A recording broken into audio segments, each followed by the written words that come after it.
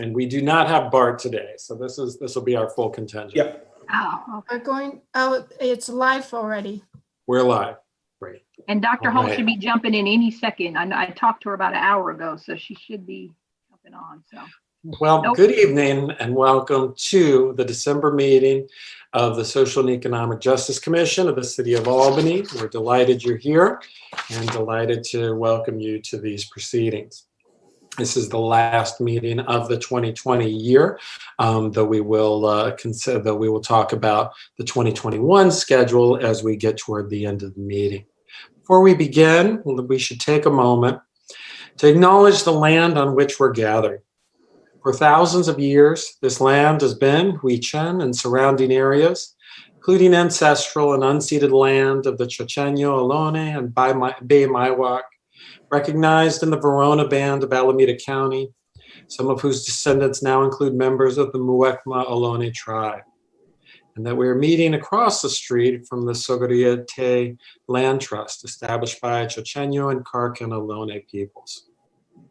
This land was and continues to be of great importance to the Ohlone people, and they have remained committed to the stewardship of this land over many centuries, even as they have suffered from ongoing colonization and displacement. We are honored and grateful to be here today on their traditional lands, and we strive to live in recognition of the ways that we ourselves have benefited from those processes of colonization and displacement.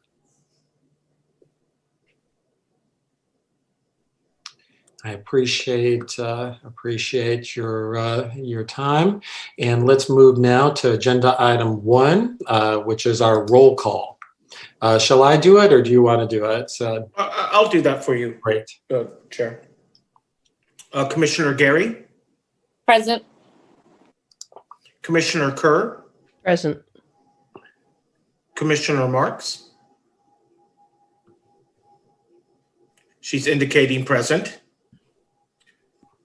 Commissioner Grossman has an excused absence. Chair Downs. I'm present.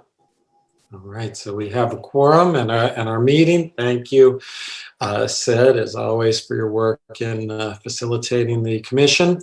And as Sid mentioned, Commissioner Grossman won't be able to join us for this meeting, but we will miss him and look forward to his return. Our second item is our approval of our minutes from the November 4th meeting. This item, the agenda, is available on the City of Albany website under SEJC, Social Economic Justice, and it includes hyperlinks to the documents that are referred to in the agenda. Have we had a chance to review the draft minutes of the November 4th meeting?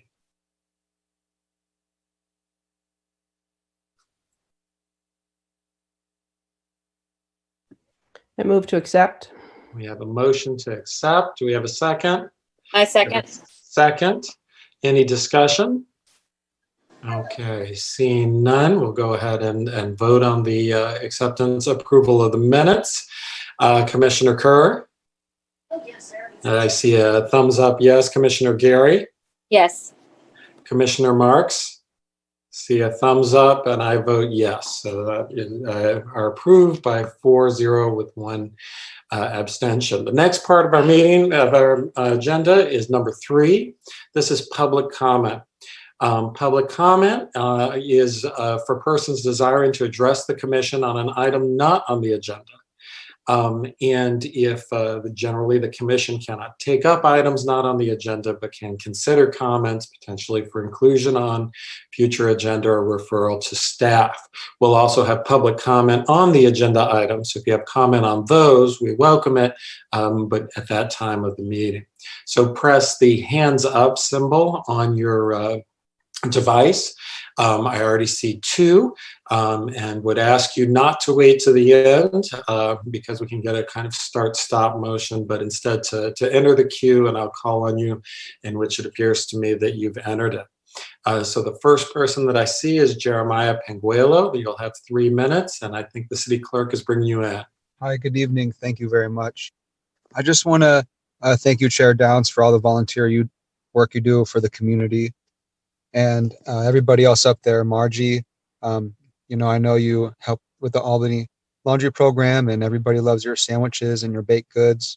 And Janelle Geary, everything you're doing for the community, volunteering at food giveaways and really being involved in what's going on in our community.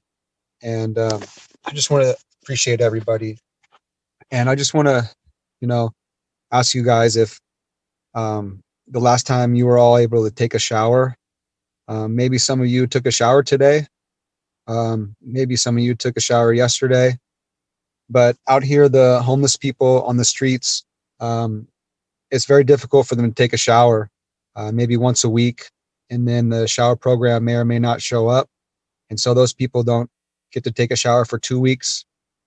And, still to this day, the entire city of Albany, with all the grants and all the connections you guys know with mayors of other cities and the governors and what you guys do as politicians, there still isn't one shower available in Albany for the homeless or just even the general population. And that's really sad. And I hope everything I say can be requested for a future agenda item and referred to city management, city staff for investigation. So I'd also like to pull agenda items 7 and 8 for discussion as well. And there's all these resources available. And I've been out here every single day since my wife Elaine passed away. I don't know what to do with my life. My life was my wife. I'd either be with my wife or at work, at my job. So I that's where I would be. And since I'm not doing either one of those right now for an entire year, I'm going to be doing everything I can to try to piece this puzzle together, because there's food resources available, and we just got to make those available to the public. We got to be available to share resources within Albany, to set up tables and food pantries to where the community feels it's easy to have food access. And senior citizens, that's great. You have a brown bag thing on Fridays. That's still once a week. Albany shower program was still once a week. Okay, that's 4 times a month. We need something every day, especially senior citizens. Sometimes that's the only food they get, and they have to wait a whole week to get more food. So please do what we can. And I hope, the future of Albany is as bright and just is everything for the community. Thank you. Thank you for that comment. I see, and for all of your work.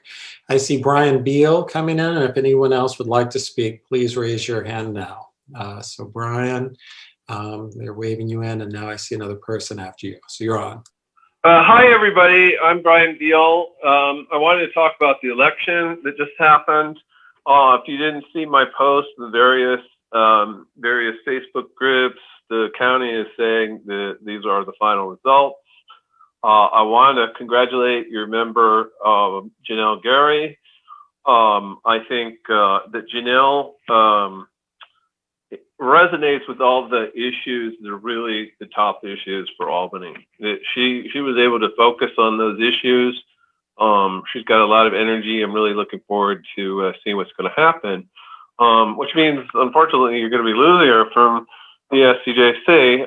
So on the other election, the school board election, I was not victorious, but I did capture, because I figure about half the voters cast one of their votes for me. So I'm glad about that, but I've gone ahead and applied for the opening. So you may or may not see me or one of the other great applicants. I'm sure you'll get some good applicants for this position. The other great thing is that hopefully we're no longer under the threat of a less desirable regime in Washington. And, I'm looking forward to kind of things going back in the right direction.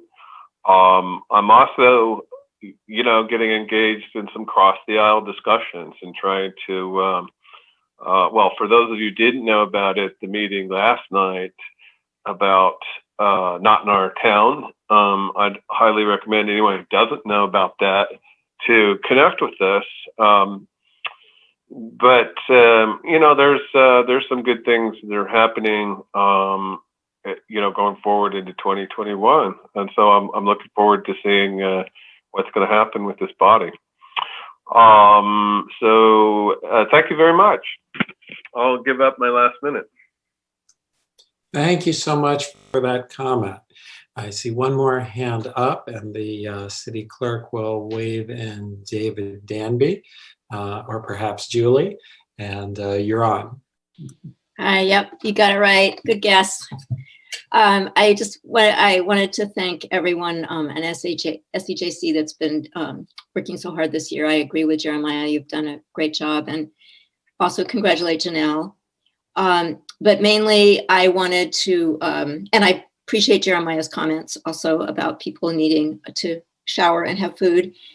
I just wanted to, I'm not sure if this is the right venue. I brought it up at the city council meeting several times, so I thought I would try it here too, that I would really like to see a committee formed in Albany that does the marketing and I don't know what you would call it, but letting people know about meetings like this, about any kind of, I know that there are going to be meetings that follow up, the listening sessions, I think they'll be called, there'll be those. Right now, Albany is not doing a good job of letting people know in a really proactive way. And I think maybe a community member committee would be a good idea. And I don't know if that's something you put on your agenda. I don't know if it's something that I have to ask. I've asked the city council and nothing's happened. I've gotten no response because it seems like the staff is overwhelmed and can't really do that. I guess that's my impression, or I don't know. I don't know why it's not happening, but I think it should be a lot more extensive reaching out in a lot of different ways so that you get a bigger audience and that people understand that you want to hear from them. And I also just want to thank Chair Downs for his welcoming manner as the chair. So thank you very much, all of you. Thank you so much, Julie. And I see one more hand up. And thank you for all your contributions, Julie. The clerk will wave in Karen Neerlich, and you should be on. Hello, everyone. Good evening. I wanted to second that remark that we just heard. I think communications could be greatly enhanced between the committees, commissions, and the city council and the public. I think that very few people are learning about these weekly meetings. Okay, thank you. Bye now.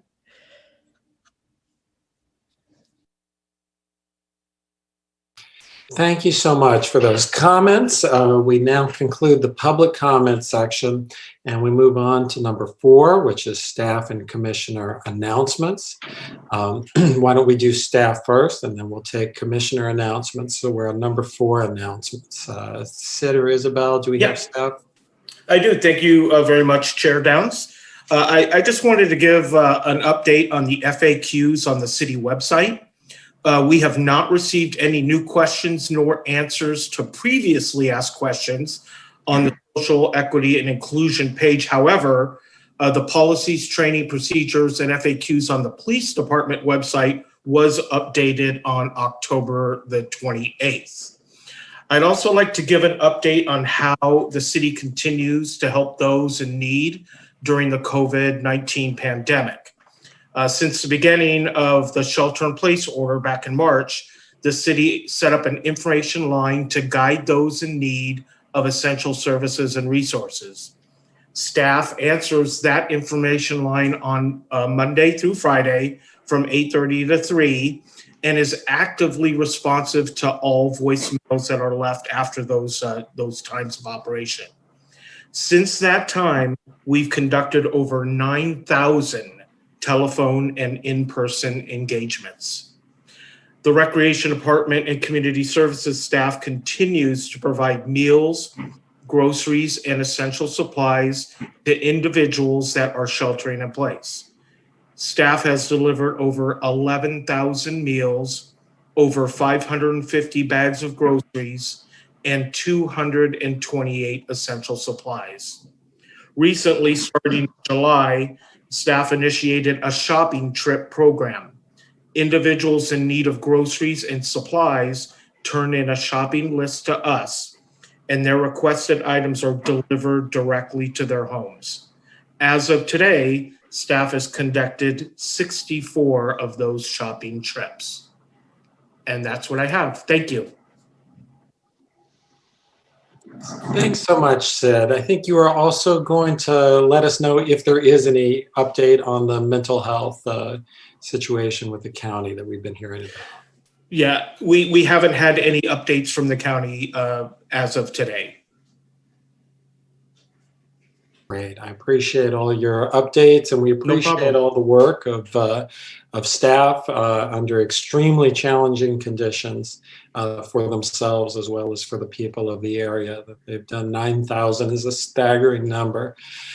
And I know all our staff has really put in an extraordinary amount of work under stressful conditions to keep things moving. And as we get to the end of the year, you know, I know I speak for everyone in expressing our appreciation of that, and our hope that, you know, that even with all the demands, that you all get some time, you know, off and to yourself in the upcoming month. So we really do appreciate that. Briefly, I've got a few, and then we'll take announcements from others. This is the last meeting of 2020. So we want to express appreciation to all the commissioners, you know, for their service in this time period. In general, you know, our terms expire at the end of 2020, and the new council, about which more in a second, will begin appointing members at their timetable. And so it may well be that we have a whole new SEJC or a newly appointed with some continuity, or, you know, by the January meeting, which is on our agenda, but I will double check just to make sure we don't wait till the end, which is January the 5th, or it is, I believe, city practice that there have not been replacements appointed, that the previous iteration can continue over into the next January in order for the meeting to be organized. So it is possible that, you know, that we'll have an entirely new commission, or that we'll have some holdover while waiting for the final appointments. In relation to that January 5th meeting, and this will come up, I'll try and remember to address this again in number 7, future agenda items, but City Council in November voted to go forward with the creation of a community task force to study and investigate public safety and policing in the city of Albany. And it has posted on the city website a call for applications for people who are interested. And that, I believe, is on the government tab of the city website. If I'm wrong, please let me know. And I believe that the deadline for those applications is January 7th, 2021. And the resolution is passed by City Council, creates a selection, selectors, one from City Council and one from SEJC, consultation with staff. We will be putting on the prospective January 5th agenda the selection, so that to the degree that there is a new SEJC appointed, you know, it seems to me fitting that that group should be the one to make their selection, since the work will take place in January of 2021. So whatever iteration of the SEJC is in place at the January 5th meeting, we'll have an agenda item to make that selection, so that they have someone in place as the deadline arrives on January 7th, and they can fulfill their part of the City Council's task to them to keep that moving forward. And of course, we encourage anyone interested to apply for that. We also, and speaking of a new City Council, as several of our callers mentioned, one of our members on SEJC will be joining the City Council. So we congratulate everyone who ran, and everyone, you know, but we especially take a moment to congratulate SEJC member Janelle Gary, who was elected, and who I believe is at December 14th will join the City Council at their City Council on December 14th. So we are, excited for her, and excited for all of the people who ran and won, both for the city and for the separate school district. I want to extend our congratulations there. Are there other commissioner announcements? Commissioner Marks. Okay, I have 3 announcements I'd like to make. The first one has to do with what we talked about at our last meeting regarding the Guild Tract. I did talk to Sid, and the city is going to include the Guild Tract forms in the weekly email. They're going to have some stuff to work out, but that's going to happen. So that's good news. The second item I wanted to report on is the initiative that's going on in the high school called Diversify Our Narrative. It's a student-led initiative. They brought it to the school board. The school board accepted it. They put a price tag of $50,000 on it.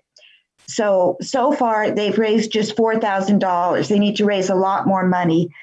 If you contribute $300 to this, it would buy a classroom set of books, just as an example of what your generosity could do towards Diversify Our Narrative. But anyway, if you go to the Albany Unified School District website under DON Diversify Our Narrative, you can make a contribution. So I urge everyone to please do that so that we can help the students and diversify our narrative in Albany.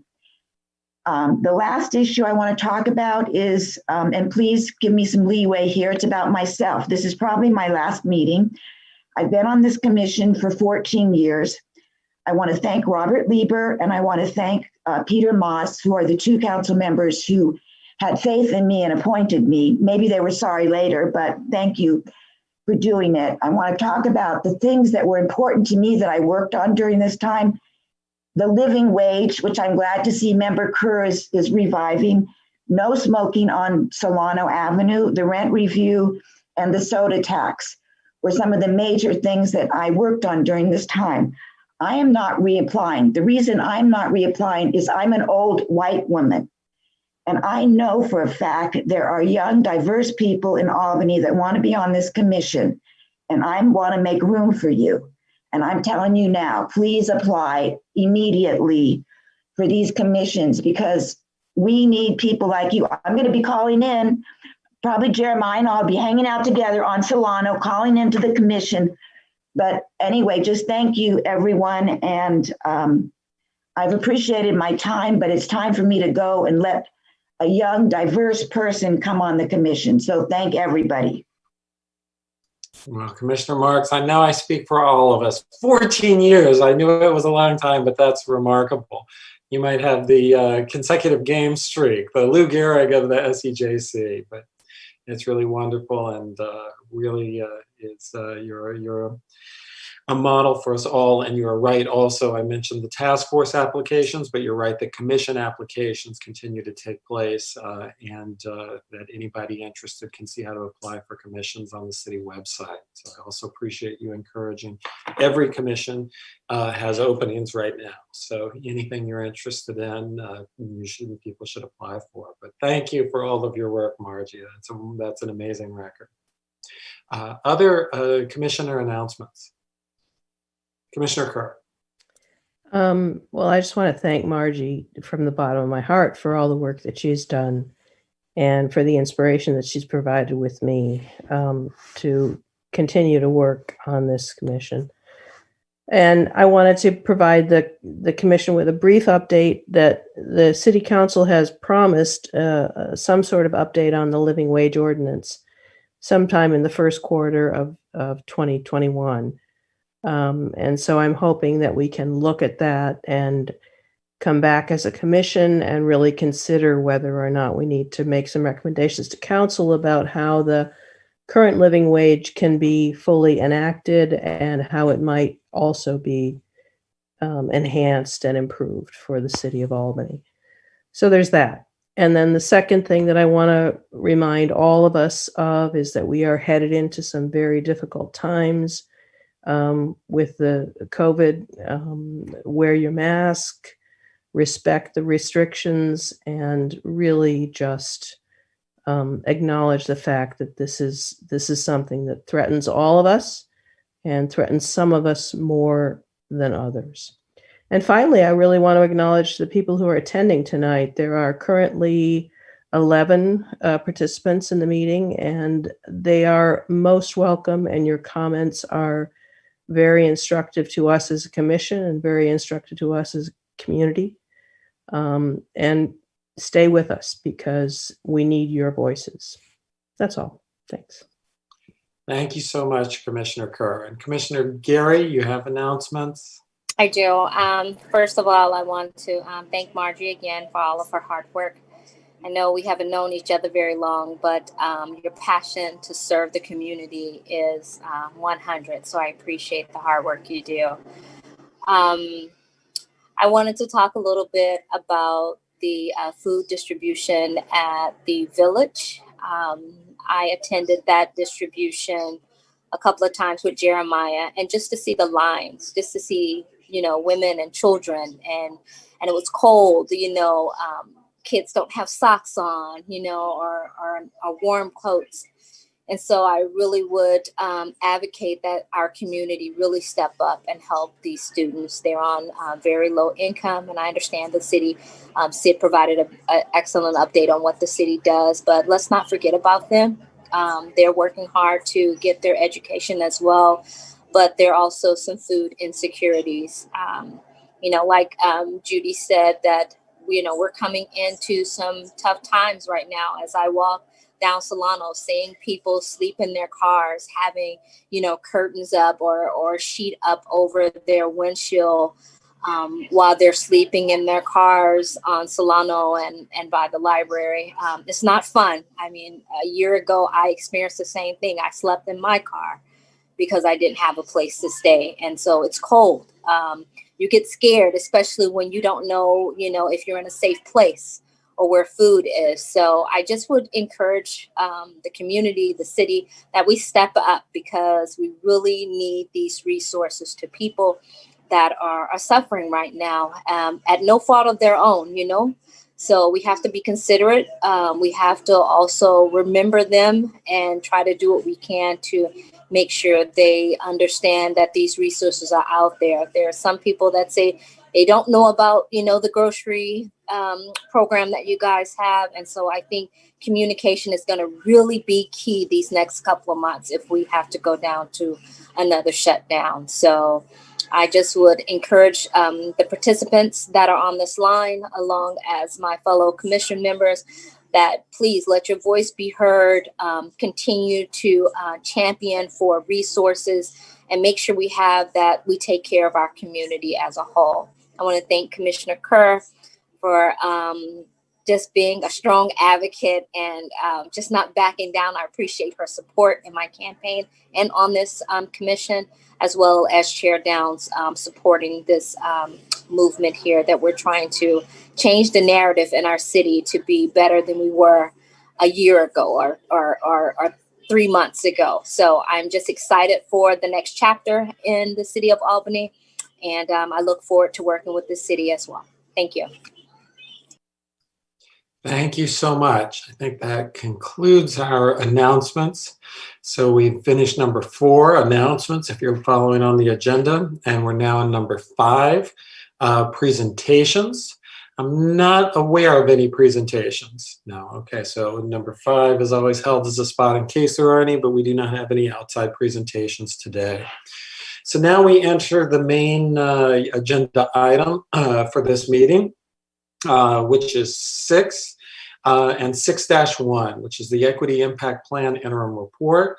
We are happy to be joined today, and lucky to be joined today by the 2 consultants who've been working with the City of Albany, in Nicole Anderson and Dr. Shelley Holt. And so I'll turn it over to them in just a minute. There's extensive documentation. This builds upon our prior work on the Equity Action Plan and prior meetings, coming out of the City Council's charge and out of the public meetings earlier in the year. There is extensive documentation on the agenda that I imagine that the consultants will be pulling from if anyone wants to follow. I wanted to raise one question just for consultation with the commission. We have one item. Normally we have public comment after the initial discussion, then we have public comment, then we come back for continued discussion and resolution. I'm somewhat concerned that having one time to weigh in might not be appropriate given the number of things that we'll be talking about. And so I wonder if it makes sense informally for us to treat it as if there is both a discussion of the statement itself, which I know that different people submitted as a place to pause take our discussion, and then to pull back, and then to have a follow-up public comment for anything that happens after the public discussion. Nicole, does that make sense for the way you are understanding? Were you going to lead us into the statement first, or were you looking at a different order? My goal was to walk you through the document, and so I think the discussion is up to SEJC on where you want to spend the time asking questions or giving any input. So whatever works for the commission is fine. I just want to make sure we're clear with the public, and also giving them opportunities to engage. Do any other commissioners have ideas on how to handle this so that we're communicating clearly to the public? Right now, we just have the one agenda item. So there was a great deal, to the credit of the consultants and everyone here, in the packet. And I know that people submitted their ideas for the equity action statement. Was one reason why I thought that we could pause there and then consider any follow-ups beyond that. But I'm open to other ideas.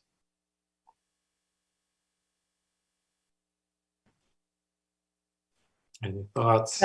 I would like to very much hear from anyone in the public before we have the presentation about where we are and what they feel is a priority for us going forward. I know that we're going to have a very comprehensive and lengthy and very much welcome presentation, but I also want to hear what the community has to say before we have that. I would second that. I'm sure the community had a chance to review most of the information that's been provided. So let's chime in and listen to their thoughts, their views, and then we can kind of, address questions along the way. Okay. I'm fine with that. Is that okay with you? Sorry to spring it on you. It's okay with you, Margie, it looks like. Thanks for your patience, Ms. Anderson and Dr. Holt.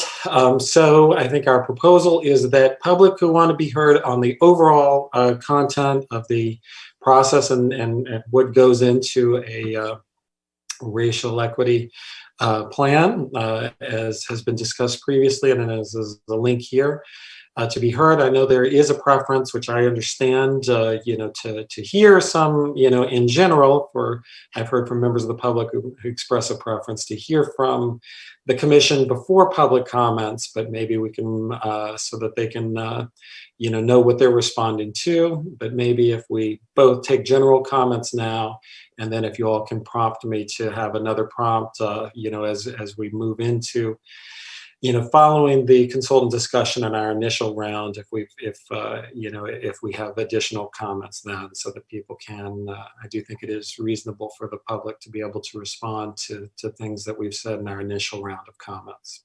Is that amenable? Okay, I'm seeing head nod. So at this point, if anyone would like to, knowing you'll have a chance to be heard again in the discussion, but if anybody would like first to share any general thoughts on the Racial Equity Action Plan process or draft, we're glad to hear those now. And then after that, we'll have a presentation from the consultants, some initial discussion from us, and then another opportunity for responsive or specific public comments. So if you'd like to be heard at this point, please raise your hand. I see one hand up, and so and I would ask anyone else who'd like to be heard at this point to also raise your hands now, so that we don't end up pulling back and then seeing other hands come up. So I think the city clerk will move in Jeremiah Penguelo. Yes, thank you very much. So there's a lot of really big words on that, and it seems like it was written very well. Possibly Nicole Anderson, thank you. Great consultant for the city. So there's a lot of words that Albany needs to live by. I mean, every single word in every sentence probably has at least 10 letters in each word. And each one of those words has a definition. And those words mean a lot.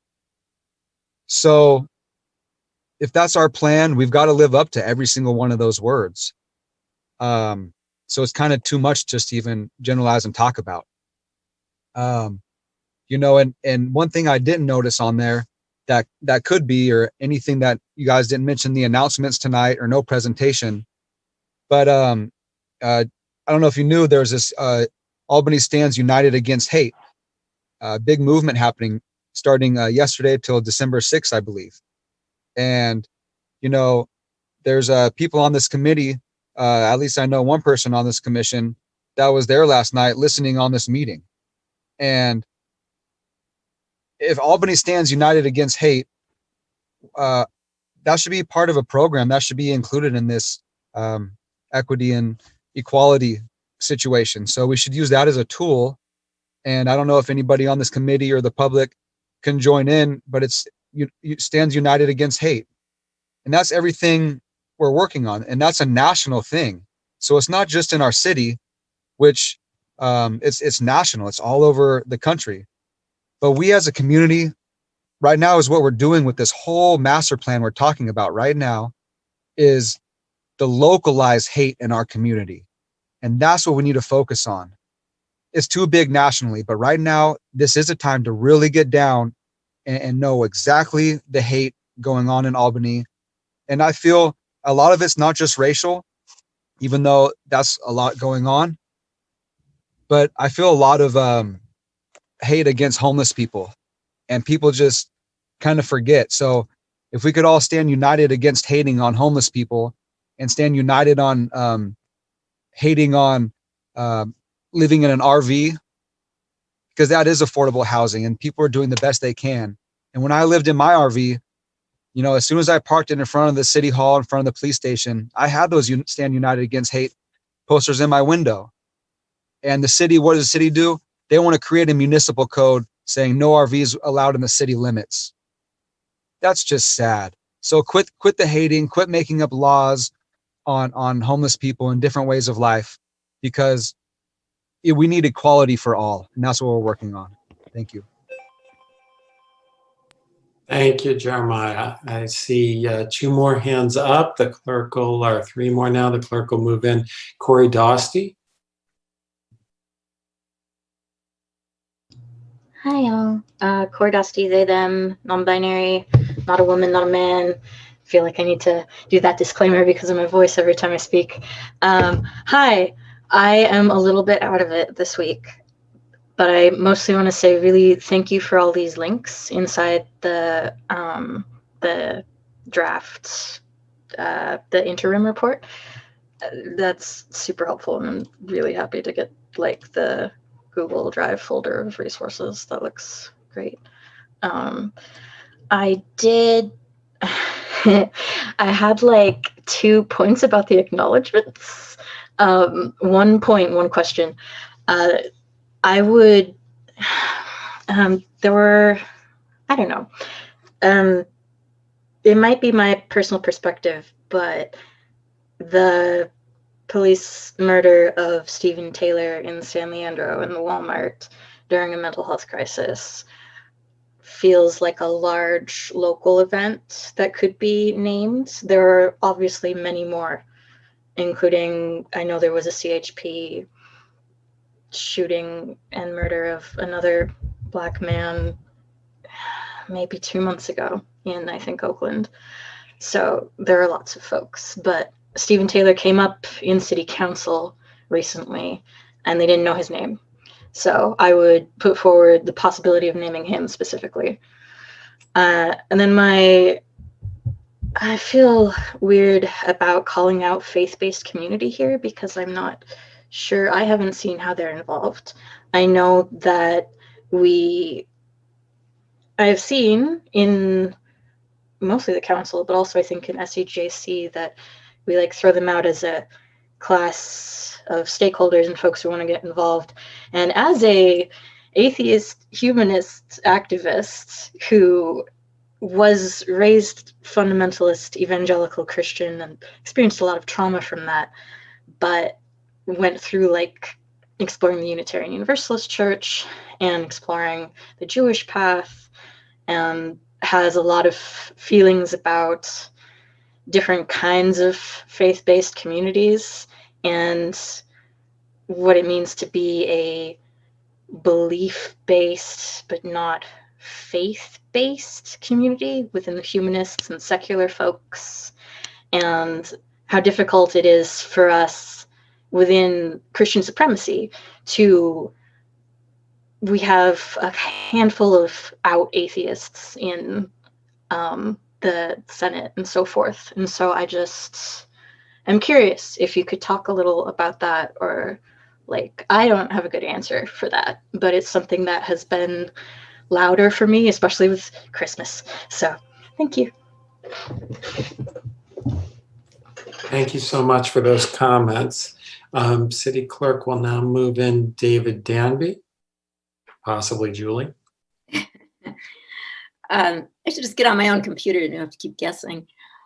Thank you. I wasn't prepared I didn't know it was going to happen this way, so I had just skimmed the document. So I'm just going to say right now that my biggest concern is the concern I expressed earlier, which is how people are going to be notified, and about the listening sessions, for example, and the survey and anything else. And I see in here that there's reference to a voice dialed survey, a telephone interview, and online surveys, paper surveys. But I would like to see it more explicitly spelled out exactly how the Albany, the community, will be involved. Exactly, will there be flyers posted, colorful, attractive flyers posted? Will the police officers be handing out piece of paper? Will the school district? Will the senior center? Will all of these small groups? Well, I would just like to see, imagine, I try to think of it as being imagine that you're running for office and you wanted everybody to vote for you. If you think of it like that, like you wouldn't just trust a website, or you wouldn't just trust one thing, you would do it as widely as possible. And I think involving the community in that also means that the community is involved. So if you went to some of the businesses and the the outdoor dining, and anywhere, anytime you ask somebody if they could be involved, when we were the last session, the first listening session, I guess it was, when we walked around town with flyers and we went to the businesses and we said, would you put this flyer in your window? And a lot of them agreed to do it. And I think that not only did it mean that people who walked by that business saw it, but it also meant that the business was now aware of it. So I would really like to see something spelled out much more explicitly, that somebody has really thought in detail about how you do that. Thank you. Thank you for those comments. I think the city clerk will now move in Brian Beal. Hi, everybody. Brian Beal here. And I actually haven't read the document either. Surprise, surprise. But I did want to pick up on one of Jeremy's comments about the Not in Our Town event that happened last night. And I attended it, and I learned a lot about it. I was talking to a friend today, about the situation with, with hate and bigotry. And, I made a comparison to, to gardening. Let's say you have a gardener come and he's got the weed eater, and he goes and chops away the weeds 2 inches above the ground. Well, and then a month later, the weed's just going to come back, We need to get to the root of this problem. And what the Not in Our Town event talked about was how people go down this road. How did they get introduced to these types of beliefs? What are the organizations? What are the methods? What are the different pathways? And so what we needed to do is kind of break that up at its root so that people don't fall into this belief in the first place. I don't know how that's going to fit into the plan or whatever, because I haven't looked at it. But it's just something that I wanted to bring up about how, and they had on this program, they talked about the mass murder in Charlottesville.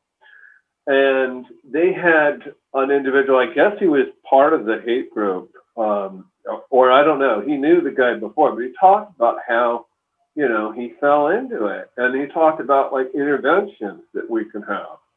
So one of the things I'm focused on right now is just trying to be, a common aisle crosser, to be able to, talk to people and kind of a more, that don't necessarily share my beliefs. So I think that's going to be the real challenge in Albany.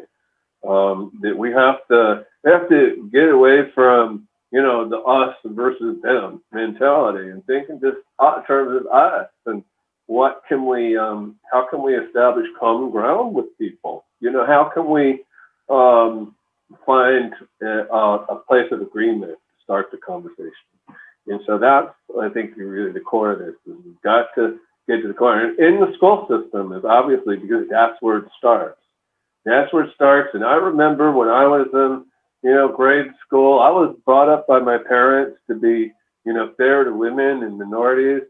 But there were times when you get, caught up with it in school with different groups. And so we need to, and someone else also mentioned this, this diversify your narrative. And I think that's going to be really a key part of this. So anyway, thank you everyone for your hard work. And I look forward to talking to you more about this. Thank you so much, Brian. We have one more hand up, so we'll hear from Nancy Hartman.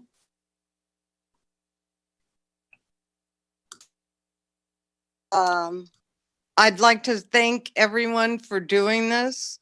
I attended the NOIT event last night and also learned how young boys are basically taken down the path of white supremacy, which was a shock to me as well. And where do I get a copy of this report?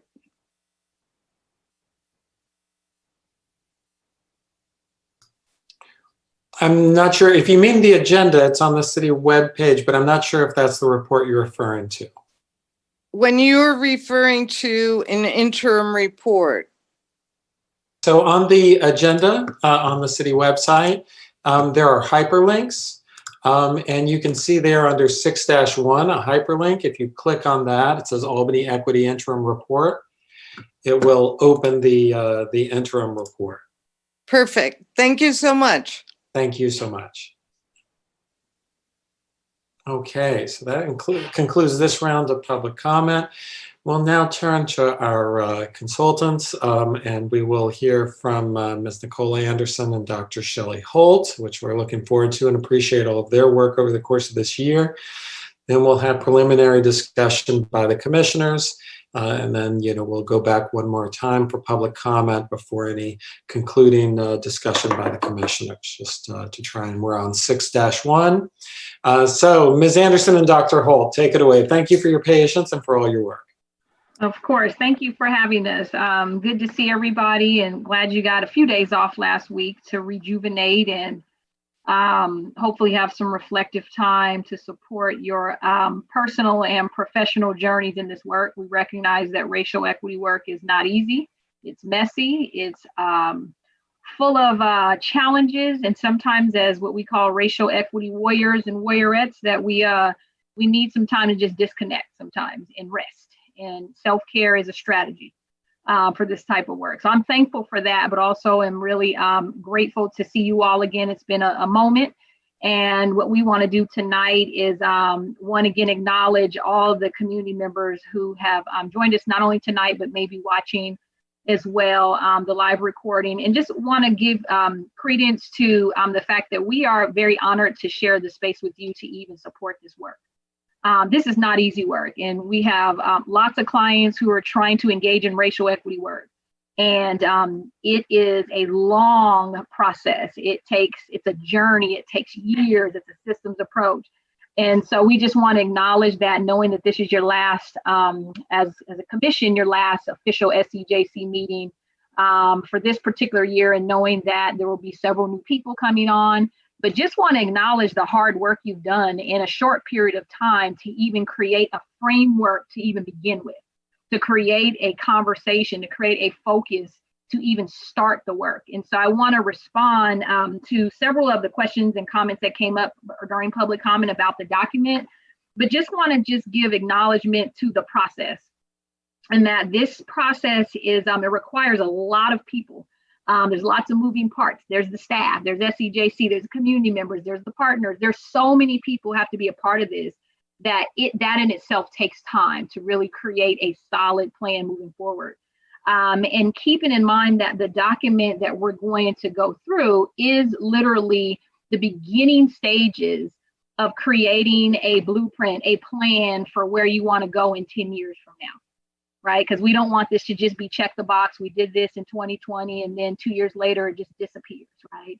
So there's a lot of work that goes into it. And what Dr. Holt and I had the pleasure of doing is really looking at all of the work collectively that you did as a commission, hearing the voices of your community who have given great comments and perspective to help us think about as consultants, but also to help the city staff think about, for the commission to think about, and those future folks who are going to come on and be a part of this work moving forward. So as I get ready to unpack this document, I want to again share that this is an overview of what we call a draft interim report. So the key word is draft. And so this is not a document that's set in stone. It's not designed to be approved tonight. It's just a discussion point. It's a collection of where are we at this point in the year. And so the interim report is just that. So there are going to be some details that you won't see in here because those are things that are still being developed and evolved. What you see is kind of an overview and a collection of the body of work that's been done thus far. And so when we look at the work that you have done, just each page, and I'll kind of go through page by page, not in detail, but I'm going to go through just the section so it helps you understand the context. But I do want to say to the public that I wanted to address a couple of things that that came up that may help even SEJC be able to kind of understand the context of this as well.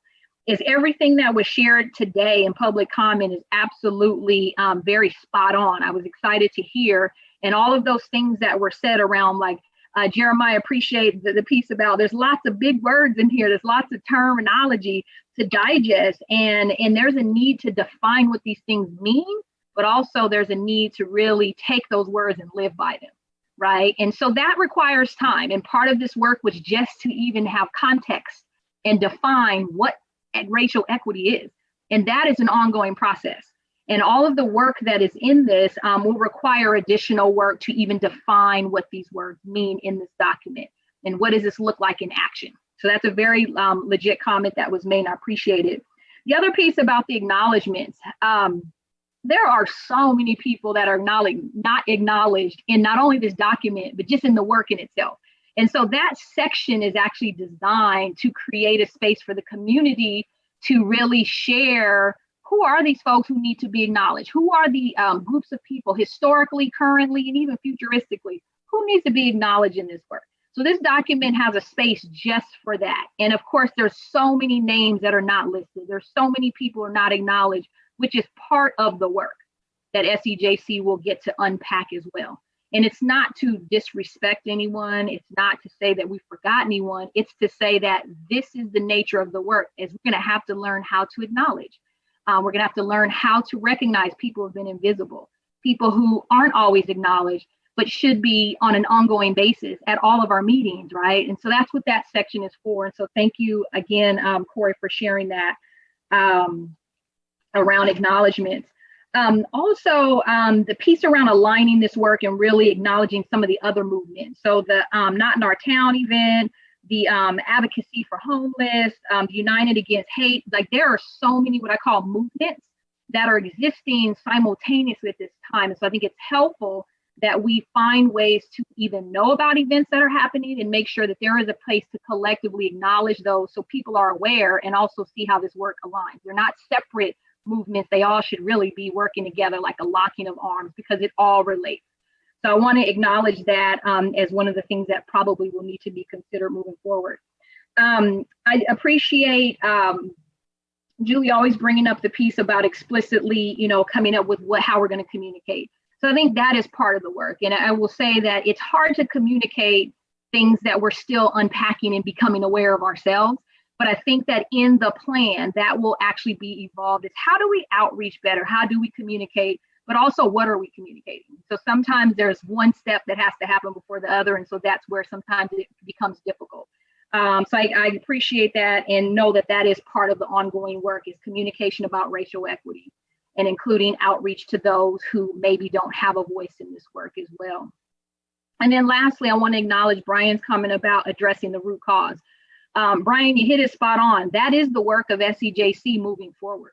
And you have to remember that it starts with just awareness that there's a problem. But then before we even come up with an action plan, we have to actually do a root cause analysis. Why do we even have racial equity gaps in Albany? And that requires a lot of time and research, which we're going to unpack a little bit in our overview of the report. So I just want to acknowledge some of those comments, and for the commission wanted to at least not respond for you, but to just respond in terms of what some of the comments were about the report that we're actually going to go through now. Okay, so I know that everyone had an opportunity to read through it line by line. I'm just kidding. I know that everyone had a chance to access the document and that some of you may have read it more extensively than others. This is a document that, again, is a draft, and we're sharing it with you so that you as an SCJC group can look at it and really give feedback. And then looking at the new group coming in, this will help give some guidance on how to continue the conversations and the work that you have been doing so you can hold it and really allow the work to continue moving forward. But it is a draft. So I want to say that over and over again, it's a draft. It is not designed to be a solid document where you're going to say tonight you're voting on it and this is it. This is a draft because you at the end of this year, June, July, you want to have a kind of final document that the city council can actually look at and consider as a recommendation for the work that the city will do. Okay, so real quick, just going to the document. Again, it's entitled Albany 2030 because we are looking at supporting you around having a 10-year outlook. When we talk about systems change, it takes about 10 years to even create a form of systemic change. And so you have to remember that process requires years and years worth of work. So we wanted to really help you have a vision moving forward and looking at what will Albany look like in the year 2030. Okay, and so the very first page after the title page is page 2, where there was a comment about the acknowledgement. So this is a space for SCJC in the future to add to the list of acknowledgements and to make sure you add through who are those folks that you want to make sure you acknowledge in this particular work. And so that's designed for you to add to that moving forward. It shares about who the commission is. Obviously, I think it's important that you be acknowledged for the work you did at this time. So I think in the document moving forward, you want to make sure we acknowledge all of you as commission. The Albany statement and vision statement is there as well, but just kind of a general document that I think most action plans will have. I want to move you to page 3, and this is kind of an overview of what this document is about. So on page 3, and let me share my screen now. I was talking, I forgot I was supposed to share my screen. Isabel's probably going, Nicole, don't forget. So this is a document, public, forgive me. I was moving too fast and forgot to show you for those of you that are visual learners like me. So this is the actual document. I believe our last speaker, public comment, had asked about the document. So this is it itself. So where I'm at right now is I'm moving to, this was page 2 I just referred to, and this is the page where acknowledgements, this is where I believe Corey had shared that we should be adding. There's quite a few folks who are not on here, Corey, so thank you for sharing that, but it definitely is a draft and needs to have lots of massaging to that. So that's what that is for. The table of contents is where I am now. Let me go so you can see it for those of you that need glasses like me. So what I'm going to do, and Dr. Holt's going to jump in and just add, because we collectively helped to create the document. So there's these sections that this is entailing now. So again, the background, I'm going to show you in a moment, the research of the commission. We're going to talk a little bit about what that racial equity statement process has looked like and where it should go. And also talk about that survey, because those were 2 outcomes. And then speak about the next steps as far as community listening sessions, as well as the plan itself. Okay, and in this document, you will see a couple of like general recommendations moving forward for SCJC. So I'll start here with the background, and I'm not going to go into detail, but I do want to share the document itself. And the background is just to give a little context for what 2030 represents. And again, this is about the future of Albany and where you want to move forward in 10 years. And so this particular page just kind of goes through the historical context. So anybody reading it at least has some idea of what we're talking about, if that makes sense. So as a commission, You obviously have had a charge, you had a purpose, and this work started. So this is just a general kind of background that I think is helpful for people to have context. And there's a couple of links there for people to go to refer to some of those documents that were already public. As far as the research, so SCJC has had an opportunity to embark in what we call research, which is a process of looking at focusing on some key areas around racial equity and starting to look at data and information to help you develop a plan of action. And so in that, we began to meet with each of the what we call 4 subcommittees of SCJC, and the focus areas turned out to be policing, education, affordable housing, and business development. And so that work that you see here is really shown in this chart where it summarizes some of the work that was done. And in each of those meetings, we always reminded ourselves of the purpose. And the purpose, again, of the subcommittees was to do research around your particular focus area and also to contribute to this racial equity impact plan. And in that, contributing to what is racial equity so we can have a statement, to actually look at some data, and to develop a survey so that the community can actually be a part of this process. And so that's the work that has begun. And what you see here in this particular document is we broke it up into months.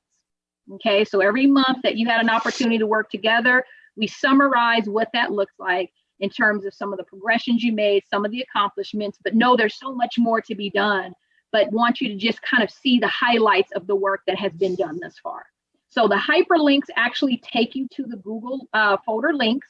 The community dialogue was one of those, which happened in July, and that's one form of data just to begin the process.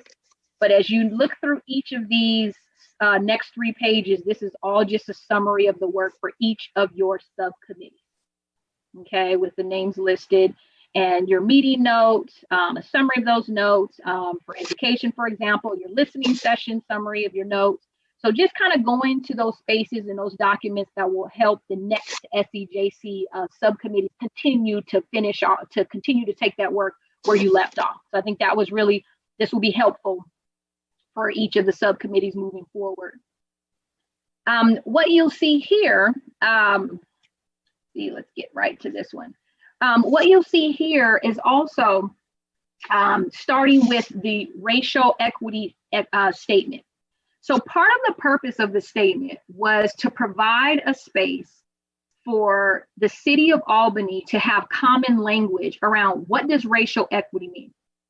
And as Jeremiah mentioned earlier, there's a lot of language in this document, a lot of big words.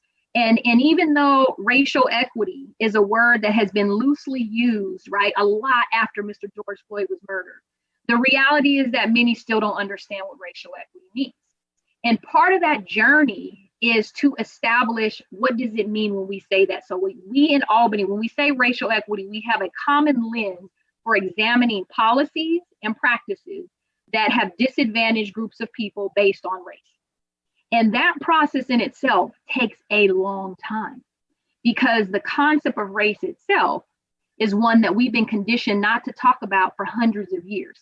So some of our community members, and even I'll say even on SCJC, like this is hard concept to understand, like why do we need a racial equity statement, but also how do we even create one, knowing that all of these different perspectives are coming to play, but then also there's a process where some may feel it's going too fast or it's going too slow. But the goal this year is that you have a statement and the community actually provides input on what that means. Okay, and so that's why in this particular document, you don't see the racial equity statement of the city of Albany. Okay, that is a process that has to be developed with the community, with the Albany city staff. There's a lot of folks have to weigh in, our students, our young people. So that's a process that takes time. And so each of the subcommittees, I want to acknowledge each of you is working towards having a statement. And those are documents that are still existing in your current documents for the new folks who are coming on to continue that process. But I want to just acknowledge that that statement is a big part of the plan because we can't really say what we're going to do and where we're going to go. We don't even know what racial equity is. So that's going to be an ongoing process. And one of the recommendations is to continue to have training, not only for SCJC, to use some of these meetings, right? Some of the time that you have in your subcommittee work to just unpack and understand what does racial equity actually mean. That's going to be a huge part of this work. And so before I get to this next piece here, the survey, I want to pause for a second.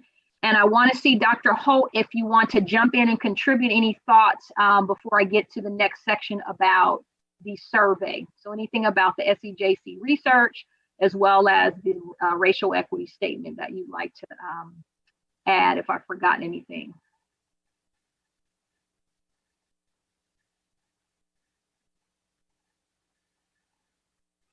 Dr. Holt, you still there?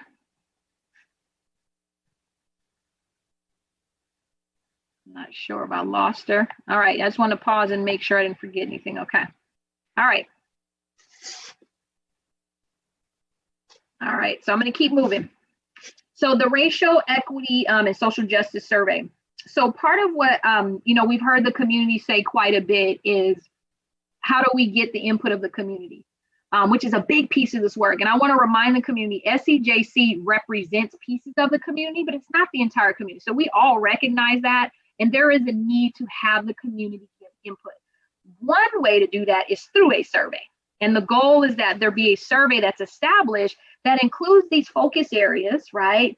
But also includes an ongoing way to collect data in the long run, okay? So that you have data ongoingly to drive actions moving forward.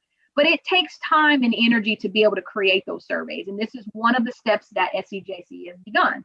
And so I want to just say that in terms of for the community, one really important way to gather input is through survey data.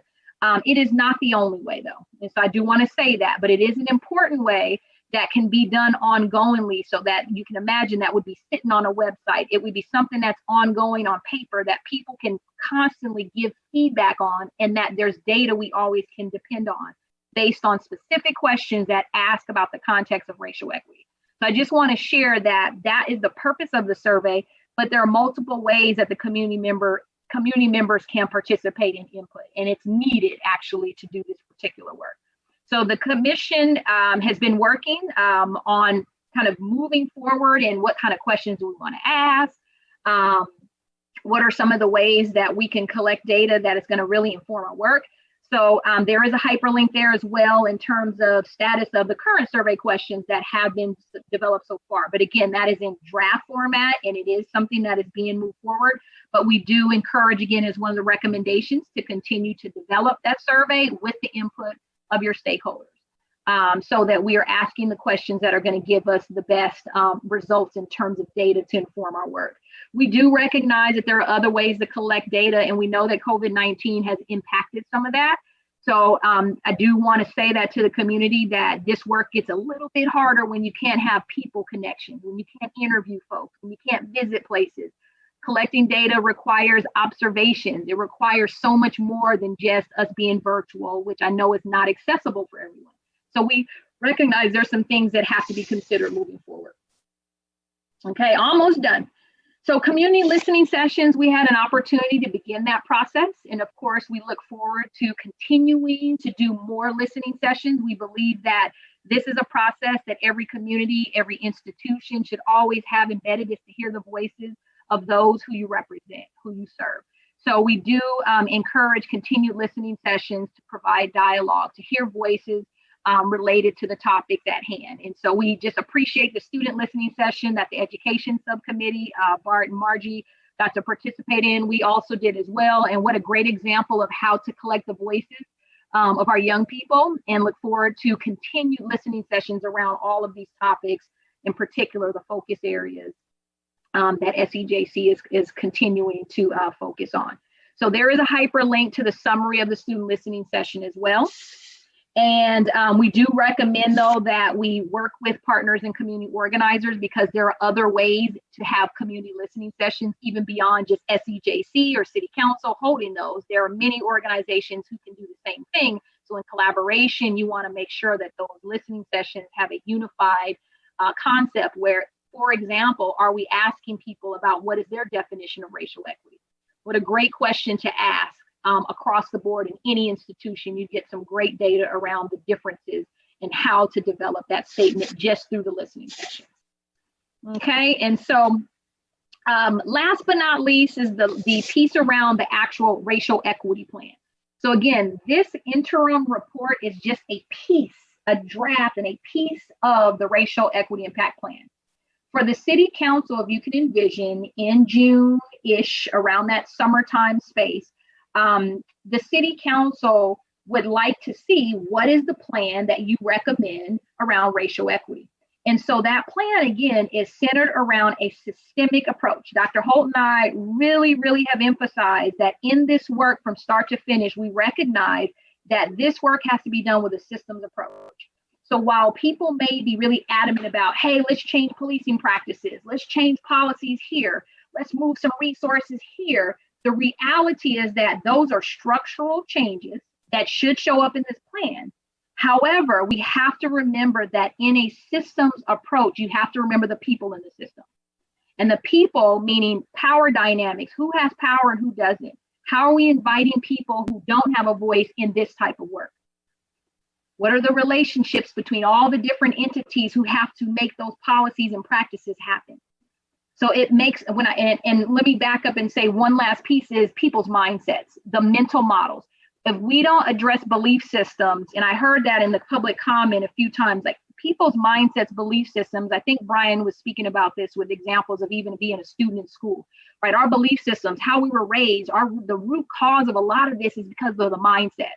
So if we don't address that in a systems approach, then what good is it to change a policy if people don't believe in it? And we see that all the time in systems. We have policy change, but where it lands in actually on the ground level is not what the policy says. And that's why a lot of times you see people have what we call civil unrest, right? Because there are laws and there are policies, but how they're implemented don't always line up. And that's because we have a systems approach we haven't necessarily taken. So the hyperlink to the Water of System Change article, I highly recommend the community read. Everyone who has an opportunity, that is the approach and the framework that Dr. Holt and I have used to start that process with SCJC. And in that, when we talk about unpacking the root cause, what we are asking, and this is what this article looks like in terms of the framework that I referenced, is that we're asking that SCJC, as you continue to do your work, that you do it with a systems approach so that this work lasts, so that we see change in 2030. Without looking at all levels of the system, it won't last very long. And what we don't want to see is racial equity work be one more initiative that comes and goes. So this is a great framework to help you really center the work. And the document around action planning is actually, there's a hyperlink there. And for the SCJC folks that remember in our subcommittee meetings, we actually started to walk you through that and asking you questions about what is the root cause, like what is holding those problems in place that you want to address. Okay, and so this is kind of the last part of the document, and hopefully it helps a little bit around giving a little context of what this document represents. Again, this is a draft. It is not designed to be a full recommendation of here's what you do moving forward, but it's designed to be a draft interim report, an update of what work you've done, and help to give the future SCJC groups moving forward some level of context so they know what work has been done. So we are honored again to be able to have tried to collect as best we could a summary of the work you've done, and know that there's lots that may not be seen in there in terms of details. But the reality is that I think this was a pretty good summation of the work you've done so far. But want to open it up, of course, for your questions and comments. And as we move forward, we will continue to collect documentation to add to how we can support the final racial equity plan, which would be in the summertime to recommend to City Council. So I want to pause for a moment. Hopefully that helps a little bit of giving some context, and see if you have questions or thoughts that we can hear. And I'll pause there. I don't know if Dr. Holt had anything to jump in and share as well, but I'll pause there and let the group have it. Thank you so much, Ms. Anderson, and thank you for all of your work. I do want to give Dr. Holt, in case if I see Dr. Holt unmute, I'll make sure to perfect to pull on her. So that was very helpful. Again, we'll take initial questions for the consultants, then we'll take initial comments, and we'll go back to the public. And I'll make that announcement. beforehand for any members of the public who want to be heard after having heard this and our initial responses.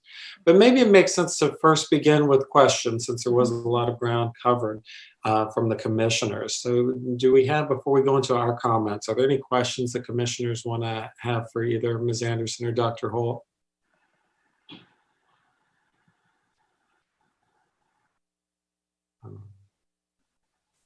Commissioner Kerr.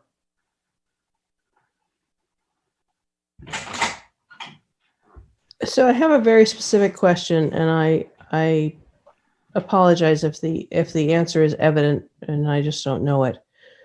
But the initial contract with this agency was for work that would cover, I think it was $30,000 worth of work and help to the city of Albany going forward. And I'm curious about whether additional funding will be necessary to continue for the next 10 years. I think it's valuable. I think it's important. I think we need to do it. And I seriously think that we should fund it. But I don't understand where we are in the current contract. I don't understand where we are in the work that needs to go forward. And I'd like an update from Nicole Anderson and Associates about whether they need recommendations from the SEJC to the council to continue this work, because I think it's very valuable that we go forward with this. Yeah, thank you for that. I appreciate the kind words and inspiration and affirmation of the work, and agree that there's always, in any of this work, there's always a need to allocate support and resources. I would say a couple of things. So as consultants, typically what I call consultants work their way out of jobs. So it's very normal that consultants eventually are not part of the process, but initially they typically are. I will say with the contract, one of the things that was included is not just working with SEJC, but also with city council and with city staff.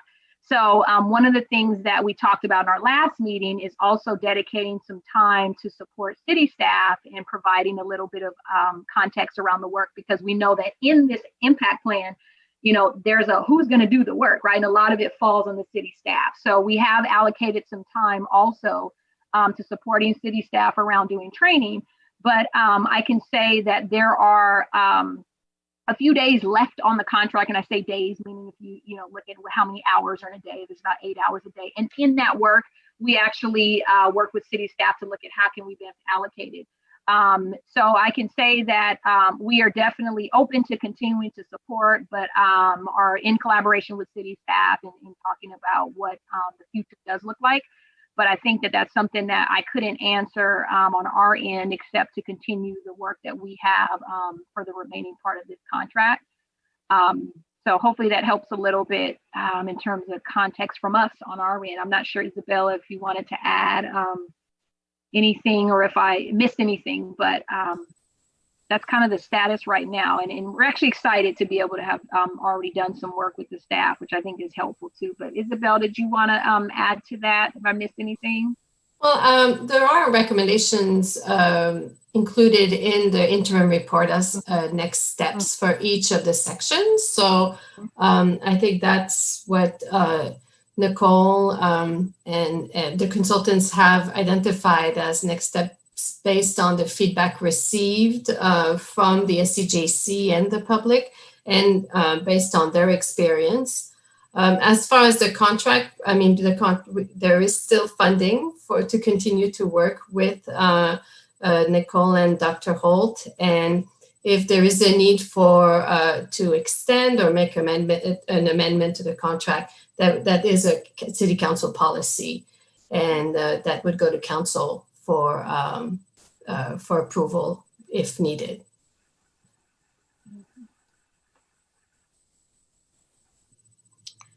Thank you, Isabel, and thank you, Nicole, for that answer. Commissioner Kerr, before we move on, do you have any follow-up, or has this given you what you need at this point? Well, my follow-up would be that I would recommend that the council going forward continue the work that we have endeavored upon, and that we we continue to support the efforts through this process. Thank you. Any other questions before we go to our initial comments? All right, not seeing any. So then let's, how about initial comments from the commissioners to this report and to the presentation? Commissioner Gary. Yes, thank you, Chair Downs. I just want to thank Nicole Anderson and Associates for putting this together, and the commissioners. It was quick, but it was a well thought out document, and I think we worked hard to at least start the process. And like Commissioner Kerr said, that will be one of my advocates to push this, to continue to move this forward and not just let it sit on the wayside. We don't want to continue the trend of starting something and letting it go because it may not be important. This is truly important work. We need to continue to move in a positive direction to rebuild our community where where it's a safe community, where everyone is included in this community. So I'll definitely be champion for, whatever services that are left, or what you can add to help us so we can make sure we fulfilled our agreement out to the community. Thank you so much, Commissioner Gary. Other initial comments? I can go for it, Commissioner Marks. Well, this whole thing started with a sense of urgency. And at least I felt that. Maybe not everyone felt that, but I felt that at the very beginning. And I still feel it right now. As more things, the more people are being killed, Black people are still being killed on the streets of our cities. In our own state. It happened in Sacramento, it happened, in San Leandro. So I'm frustrated a little bit. The words are beautiful. And I know it's, part of what consultants do, these reports. I just want more action in the city. I want us to be doing more things. COVID keeps a lot of things from happening. I know that, but I'm a little frustrated. So that's where I am. And I think it's a beautiful report and the consultants did a beautiful job. So it's lovely, but I'm just a little frustrated. I'm a more action person. I just want to do stuff. So.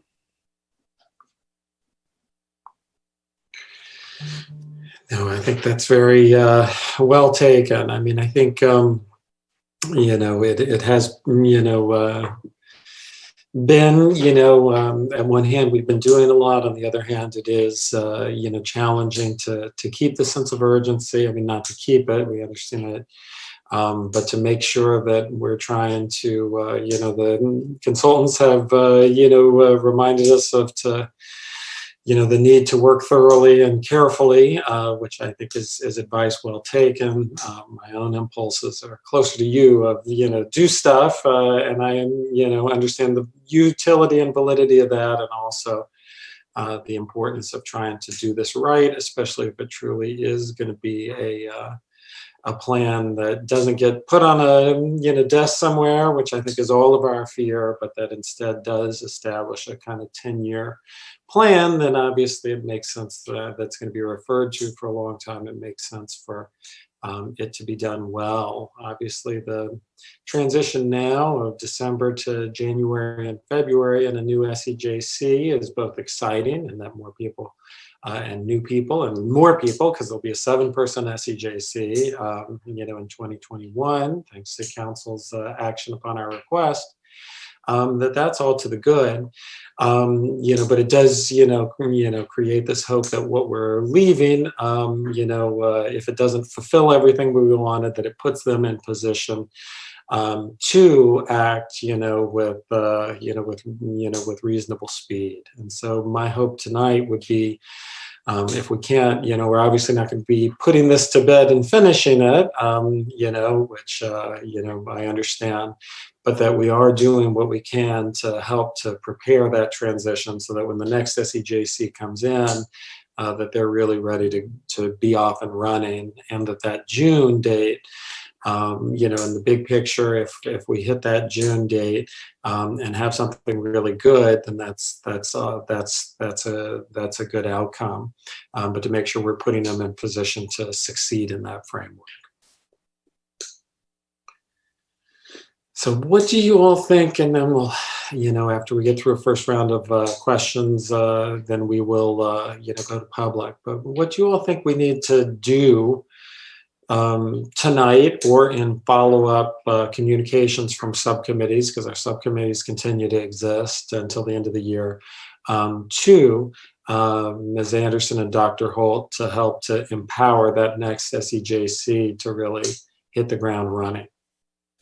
And I guess this would also be a question for you too, Nicole, if you're game to take it. In other words, what can we do tonight? And then what can we do in our subcommittees that help to ensure that their transition is a smooth and reasonably speedy one to carry the work forward in January? I think you're talking, Margie, but I think you're muted. Oh, you're not talking to us. That's okay. Well, just to, I guess, to answer your question, Greg, which is a great question, is I would say the recommendation is to, in the big scheme of things, is continue the work. I want to echo that, like you continue the work. And to speak to Margie's comment and also yours, Greg, about like the expediency of this work, right? And the need to, and the urgency, right? I appreciate that because this is urgent. This is life changing. It's life threatening if we don't act, but also know that those actions have to be very strategic because we want the actions to last. And I want to remind you that you have taken actions. Sometimes in this work, it doesn't always feel like it, but sometimes those little baby steps are what actually adds up to creating what I call a movement and a culture and a belief system to even do this work. And I want to say that in itself is an action. Sometimes it's not tangible and you can't see it on a document, you can't see it in data, but creating a space for people to even talk about this is historical. I just want to remind you of that. And that in itself is huge. So continuing the work is what we'd recommend. And in the document, you actually see recommendations, and we didn't want to overwhelm you with a lot, by the way. There's a lot of recommendations we have. But I think you want to take, the chunks that you can actually take on, because remember, you only meet so often, you're only so many people, and you do have a new group coming on. And so my other recommendation is to utilize this, again, draft document to continue to communicate to the next group so they have some context, right? So I think that you're in a good space for that. And we are always more than willing to continue to work with the city based on what their requests are and based on our bandwidth and availability. So, in that regard, I'm excited, extremely excited for you moving forward. And we are here to cheer on and be there for you as thought partners, as advisors, and obviously to roll our sleeves up and lock arms with you in the journey. So those are kind of the big recommendations: is continue the work, but utilize this document and the recommendations thus far to help guide the next group coming in. Thank you so much. I think I see Commissioner Marks, and I might have seen Commissioner Gary. I couldn't tell if you were waving also, but why don't you start, Margie? Okay, thank you.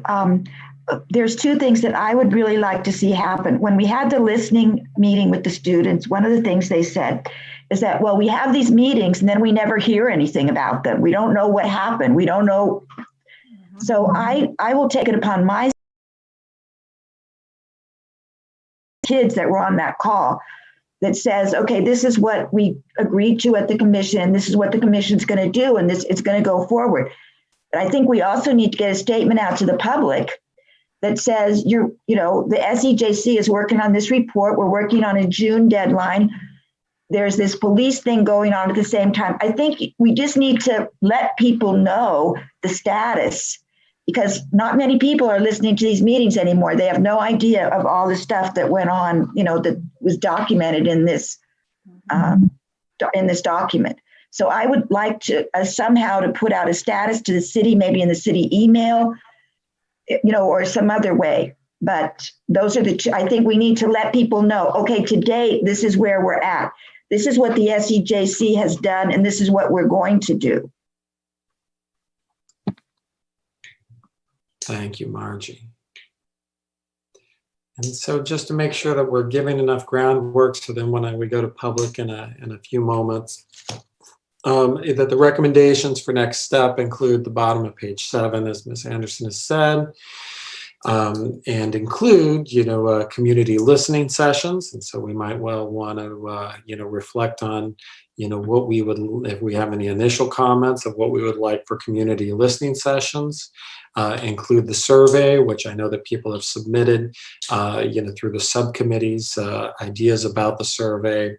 And that, that will be a resource for the next SEJC to work with the consultants to develop that. But if there's any more thoughts on that, the equity action statement, which I know also the subcommittees have submitted ideas for the next SEJC to take into account. But those are the key recommendations for next action. So if we have any initial thoughts on what we want from any of those, that might help the public as they weigh in to kind of know what we're talking about. And then we'll take a pause in our communication and our talk and hear from and invite public comment. So any thoughts on those issues, preliminary thoughts in terms of statement, survey, sessions, as I think I've got, those are the big 3 that resolve to us, I think, or to the next SEJC, if I'm right, Nicole. Commissioner Kerr. So there are 2 things that I think are crucial going forward in the equity statement and the equity issues related to the City of Albany. And the subcommittees that I've served on are the policing and the housing and community development subcommittees. I think that in terms of housing and housing development, we really need to stay focused as a community on our commitment and our work toward affordable housing in the City of Albany. The number of affordable housing units that we are allocated by our regional commission are nowhere near being met. And we need to work with our Planning and Development Commission and really focus on affordable housing in Albany. That's a crucial element of what we need to do.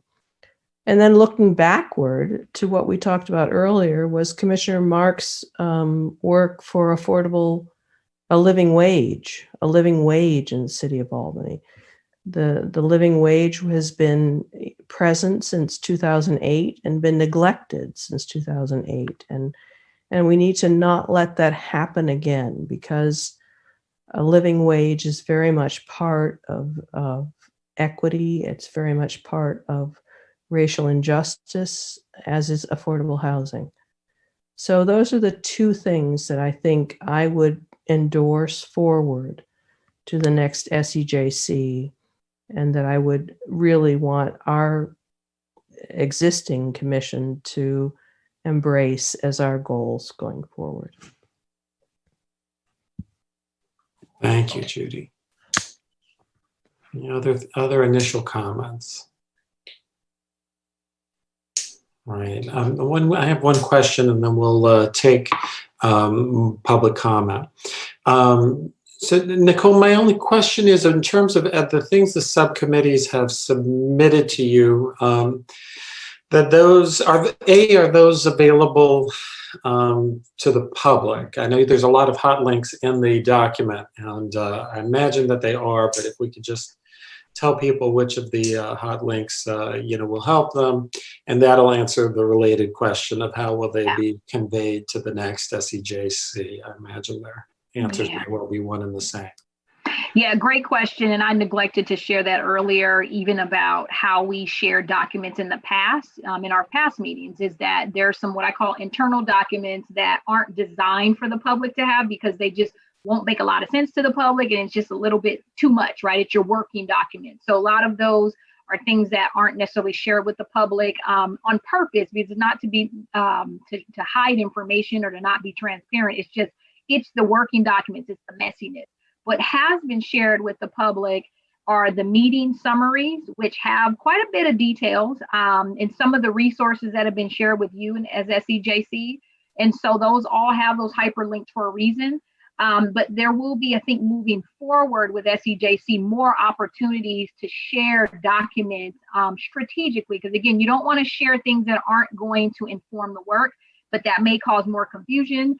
You don't want to share too much because it's overwhelming. You want to share the things that really the community can wrap their arms around and understand. So that's a decision that future SEJC members have to, I think, in collaboration, with obviously your city staff as colleagues and also as consultants, just to put your heads together on what is it we want to share with the community.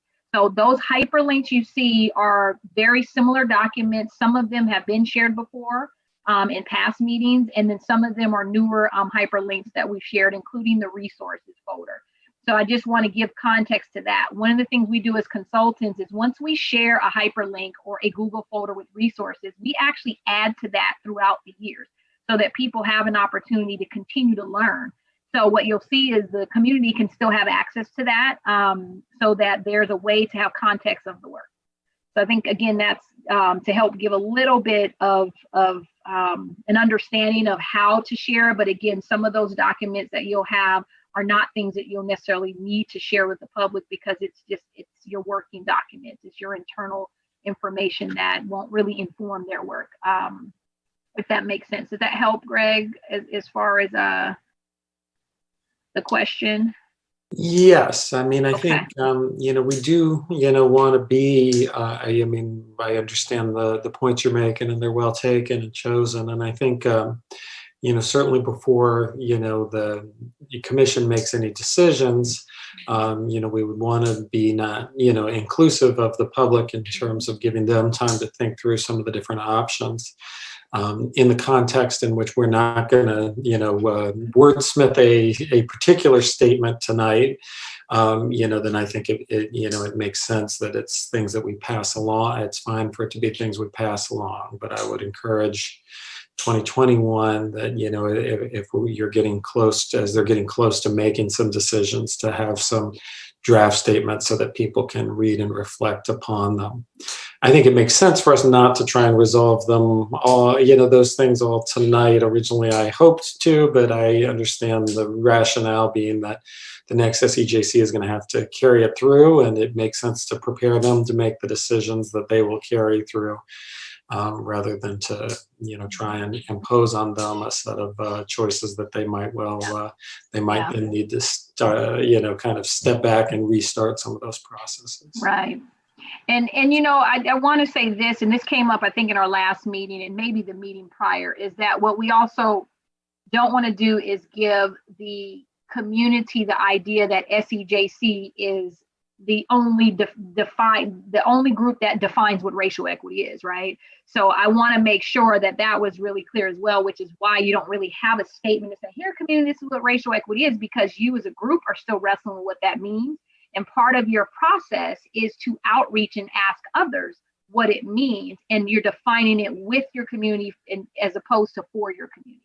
I think that's a really important step. So that's part of why, some documents the community may be saying, like, where is this? Where is that? Well, SEJC still needs its time to process what is this work. So I think over time, I want to echo what I've heard numerous times is the ongoing communication. I think Margie had said following up, right? That you need to follow up with some of the work that you've already done. And some of the follow-up is just communication, right? It's using your platform to say, here's what we've done so far, and communicating in a way that the community can understand the work that you've done. Because what you don't want to do is to Jeremiah's point earlier, is that you have a document like this, which was designed to be a little bit longer. We actually tailored it down quite a bit, by the way. It can be a lot more extensive, but for a community, you want to make sure that whatever you do communicate, it's very, very clear and succinct, and that it's not so much that people are like, that's way too much, right? I can't understand that. So I think that's something you'll have to wrestle with moving forward, right? Is what is it we want to communicate that the community should know? Thanks. I think that's, you know, particularly well, I mean, everything that you've contributed has been well stated, but it's particularly well, you know, stated the idea that we want to be developing it with, or we want the next SEJC to be developing with and not for, to assure people that the work we've done has not been to, you know, get to some resolution, but to prepare for that public engagement that then we hope and trust will lead to that kind of resolution, at least the stage that they're ready for by the middle of 2021.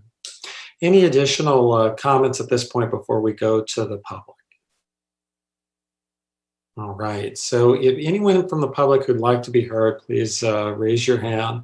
I'll call out your name as the clerk brings you in. I would ask you again, don't wait until the end, but just raise your hand. It enters you into the queue, and we'll see you in waiting, and I'll call you in the order that it appears to me you raised. So we right now have 3, so if the city clerk would bring in, and now 4 would bring in Jeremiah Pinguelo. Hi, good evening. Thank you. So I have a solution. I've been mentioning it for a long time with these to let the community know. We have a Solano Avenue. I don't know if you've heard about it, but it's our main street in Albany. And we used to have this thing called Solano Stroll and Dinner with Albany. And we used to fit thousands and thousands and thousands of people on one street. And still to this day, we still have thousands of people walking up and down Solano. And we have these trash cans, and we call them big bellies. And I've made some continuous effort to clean and sanitize and wash these big bellies on Solano. I've got to Lower Solano right now. So the one in the post office, in front of the post office, I've cleaned at least twice. So it's really clean. And we just put a flyer on the side. It says what's happening today. Tomorrow we put a new one. What's happening tomorrow? We could always keep changing it. So we could utilize those big bellies on Solano as a solution. And basically, you know, or the city hall. And so, and this whole plan is keeps saying year 2030. I don't know if that's a mistake or a typo, but we're in the year 2020. You know, we need to take action in the moment now. And putting this off till 2030, you know, what about, that's a 10-year plan. What about a 10-month plan? You know, what are we going to do now? So we need to utilize Solano with these big bellies and these listening sessions. You know, it's a rough draft. You says maybe we need 2 more listening sessions. I think we might need a lot more than 2 more listening sessions in the next 10 years. So, and the whole living wage thing is that I'm not sure, but I'm on some email lists. I think I'm part of some sort of San Francisco living wage coalition. Through my job, through being a longshoreman, because I worked at Pier 80, which is in San Francisco. So I keep getting invited to San Francisco living wage. I've even been invited to dinners. So I think, yeah, Albany's living wage is a very important thing. And so, yeah, basically that's it for now. And if, you know, Sid, when you talk about all those resources, can you let everybody know the phone number when you come on this meeting? Because you said Albany's got these programs, but you failed to mention a phone number to call. So people listening on this meeting would know the number. So that, and also I want to speak on agenda items 7 and 8, please. Thank you. So Jeremiah, I'm not sure where you're looking. Agenda item 7 is for commissioners to say next agenda items for the next meeting, and 8 is adjournment. So we don't usually have public comment on either of those. If there's something else you want to be heard on this, I'm glad to bring you in, but we don't pull adjournment as a public comment, and the place for the public to weigh in on future agenda items is in the public comment and number three. So Nancy Hartman, I see. Hi. I want to piggyback on what Commissioner Marks said and what Nicole Anderson said.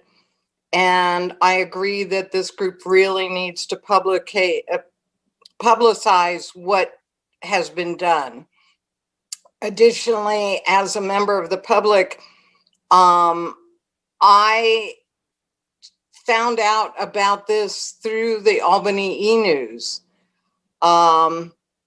Anyway, additionally, if you do publicize, it would be great if you could put in a plug for those kids at the high school and their fundraising effort, because I'm pretty sure out of 20,000 residents, we could raise $50,000. Anyway, thank you.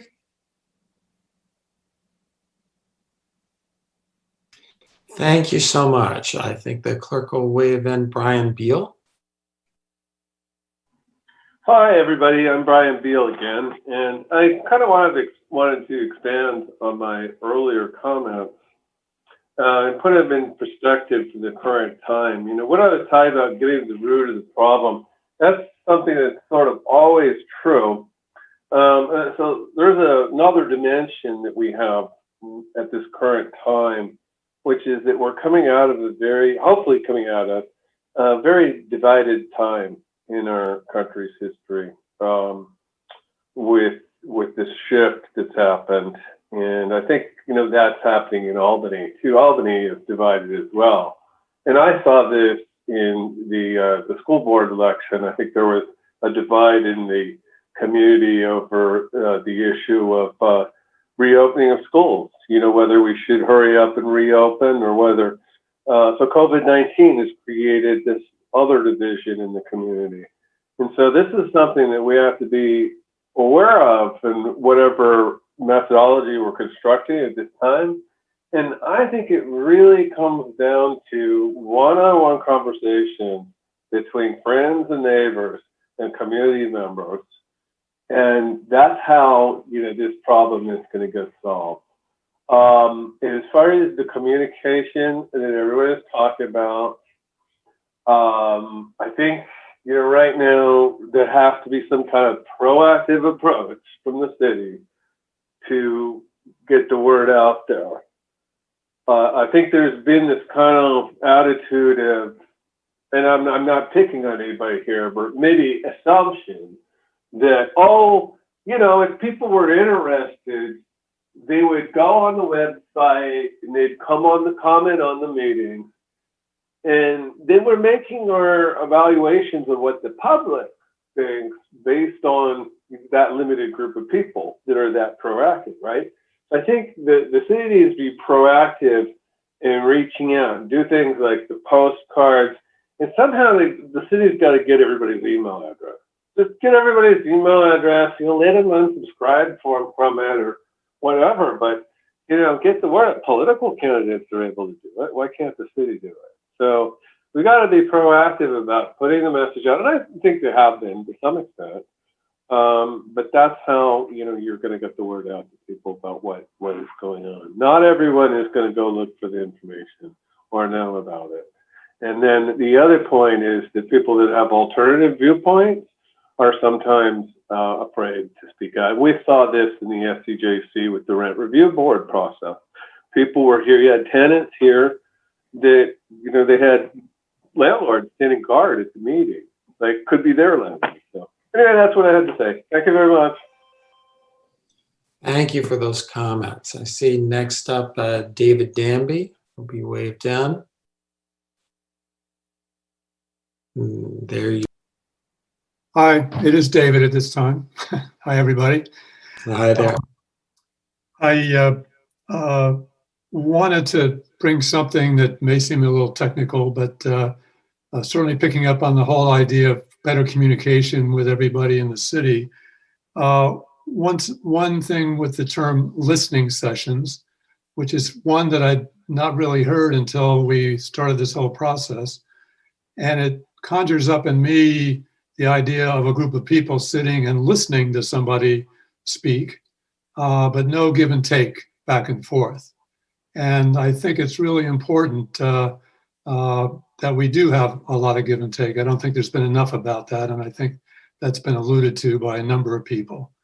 So something like a community dialogue or some other language, I would really recommend. And even from a marketing point of view, not my expertise, but the better you explain something and maybe entice people or make them interested in attending and participating, language has a lot to do with that. So if you consider another phrase beside listening sessions, I would appreciate it. Thank you. I'm gonna mute for a second. Thank you so much for that comment. Now the city clerk will bring in Julie Winkelstein. And you're on. Hi, can you hear me? I can, thank you. You can? Yes. Okay, good. Because I'm using my iPad and I've never used Zoom on an iPad before. Okay, so I have a few comments. I wanted to, in the acknowledgements, I know, Nicole, that you said there were other people that would be acknowledged, but I noticed there was a mention of protected classes, and I know that people who are experiencing homelessness are not a protected class, but I would like to see people, unhoused people, as well as socioeconomic status being included, people experiencing poverty and food insecurity and homelessness. In terms of the questionnaire or whatever, the survey, the word profiling, I think, should be either defined or changed because not everyone knows what profiling is. I also noticed that there's a frequent reference to to people not having a voice, and it's actually not an accurate description. Everyone who can speak has a voice, and so it should be more people who aren't being listened to rather than people who don't have a voice. A lot of people aren't being heard, but they still have a voice. And I'm unclear. I know that I should be clear on this, but I just am confused about how the police task force fits in with the survey. If someone could just explain that, I know there must be some piece that I'm missing.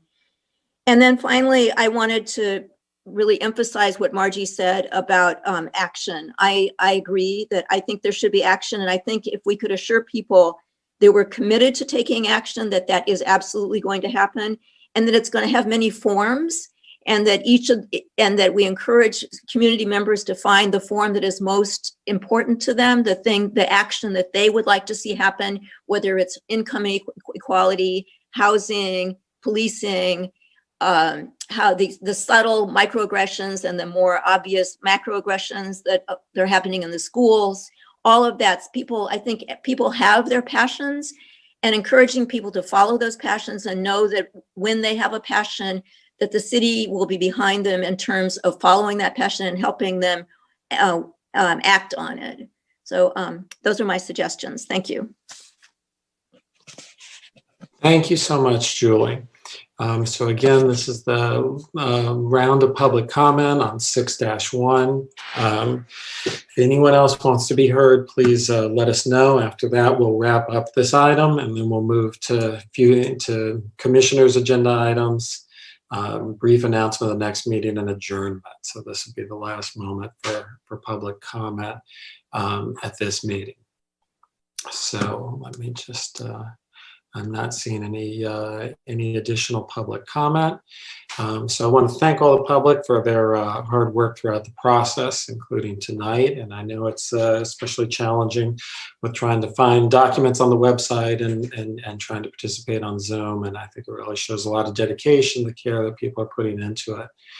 So now I want to ask us what we want to, with these thoughts in mind, what else we want to do as a whole body tonight, what else we want to set as goals for the subcommittees to be communicating with each other and with Ms. Anderson and Dr. Holt, in terms of our agenda for the rest of December. And of course, anything else the commissioners want to talk about.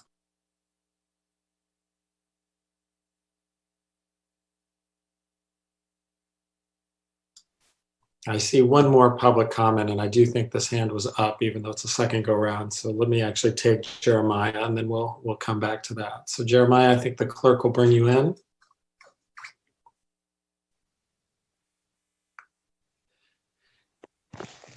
Thank you. I know this is the last meeting for all you guys here, and this may be the last public comment available this year. So I just want to make what I was saying clear is that the only reason why I want to speak on 7 and 8 is because 7, I believe the public should have, you should open it to a public comment to ask the public if they have anything to be put on a future agenda item. Just in case someone came on late in the meeting and they couldn't do good for the city. You should open a public comment for future agenda items to see if any public has an idea for a future agenda item. And on number 8, my question is, it says you could come to the City Hall lobby or it's virtual.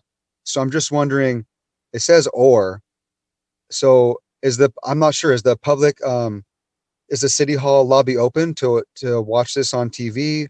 Or because it says or in number 8, if you look at the agenda, it says or virtual, or it says you can go to the City Hall or virtual. So I'm just wondering, why does it say or if it's only virtual, or is the City Hall available to actually go to see this meeting? Thank you. Thank you, Jeremiah. I appreciate that. On the latter part, my understanding is, and we can ask Senator Isabel to weigh in, is that staff has been including some ambiguity just because of the decision making. We don't make the decision, nor does staff unilaterally make the decision. I think the expectation is that the meeting will be virtually and on Zoom, and that that'll continue to be the case. When they do return, it does say, the in-person place, at that moment in the future when they do return. Is that basically right? I see you just came back on, Sid. Your smiling face just came back on. You've been here the whole time, but am I on the ballpark on that? Yeah, that sounds correct, Chair Downs. City facilities still remain closed. Right. And so I think, when projecting the future, I understand staff needs to be able to lay out what the possible outcomes are. But my sense is no one expects the buildings to be open for a while. And so meetings will be on Zoom until the city as a whole makes a decision. Otherwise, would be my understanding. Okay, so go ahead. I'm sorry, Isabel. Yeah, and Chair Downs, I just want to make a point of clarification that per the Brown Act, public has the right to comment on any agenda item, from 1 to 8. So, right. Yes. All right. I appreciate that clarification. I You did just- not yes. know that. And I'll be glad to incorporate that. So I appreciate your help, Isabel. Thank you for letting me know. You're welcome. All right. So follow-up conversation from the commission. What do we, to the comments of the public and also to comments of our consultants and what we want to, what we want to say at this point and also do in December.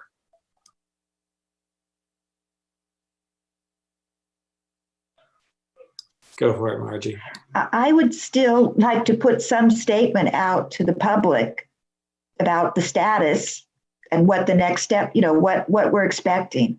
Just so people know. I mean, I don't know, maybe we accepted that that's a given that would be done, but I didn't hear anyone say that. So I just want to clarify that.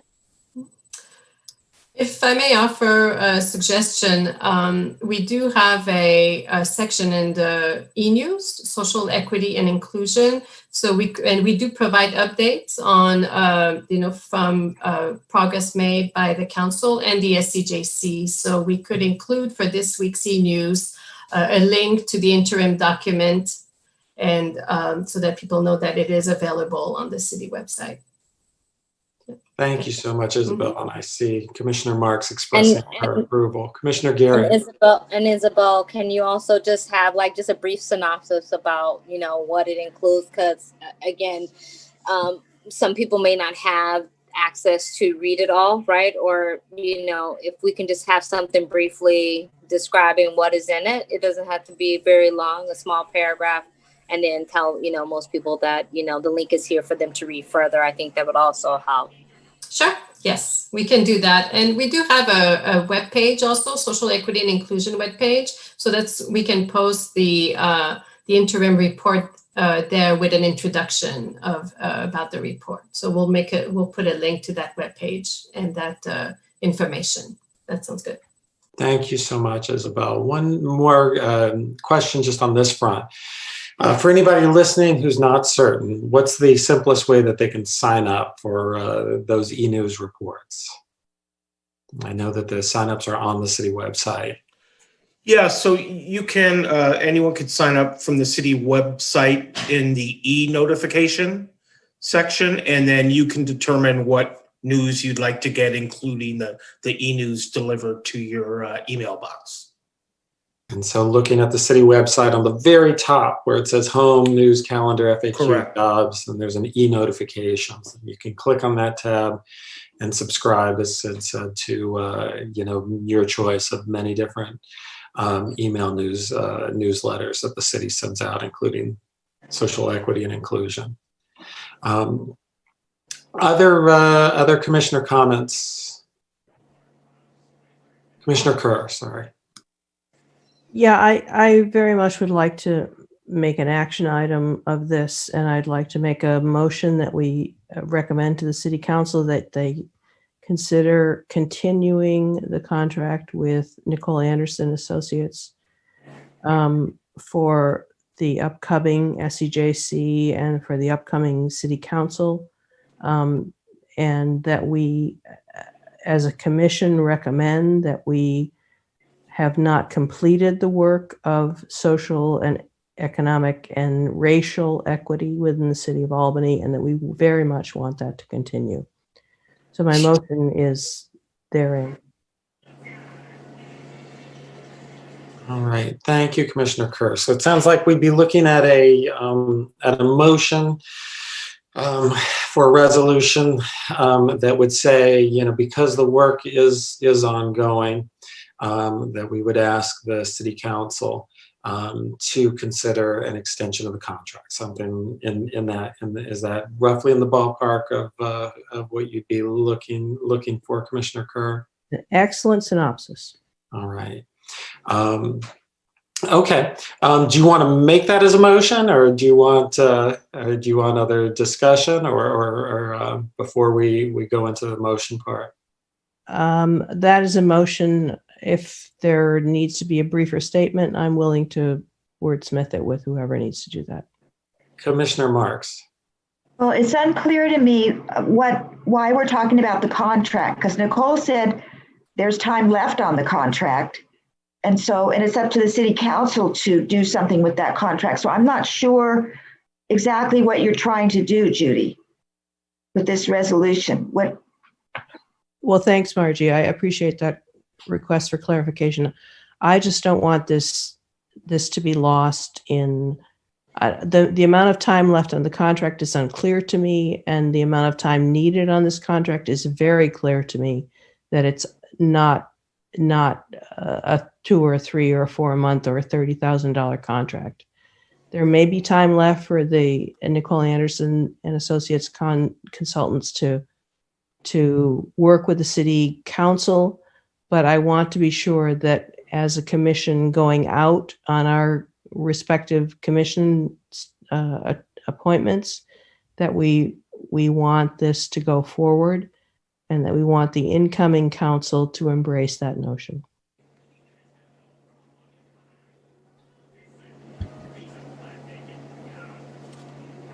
Commissioner Gary. If you move this motion, can I vote on this? Will that be okay or no? Because I would be. My opinion would be that you can. You're a member of SEJC. It doesn't bind you on what you would do. Once you're on council, you'll be free to act as any council member would. But I think, but I don't see any reason why you could not. Just for anyone watching, the question would just be because Commissioner Gary will soon be on the city council. But this is a sort of motion for them to consider. So it doesn't, to me, it doesn't create any problem from where I can see. Commissioner Marks. I just have another question. This isn't off our work plan, right? This is, I think it would be considered part of our work plan to be putting this motion forward. I mean, I think we can, we're charged by city council to take on this plan. So I think communicating with city council about the plan is, I would say, is part of what we're supposed to do. We wouldn't be adding new aspects. We would be, as I understand Commissioner Kerr's idea, we would be communicating to them about the progress of the work that they asked the commission to do. And Commissioner Margie, Kerr. out of respect for all the work you've done for the past 14 years, this is exactly our work plan.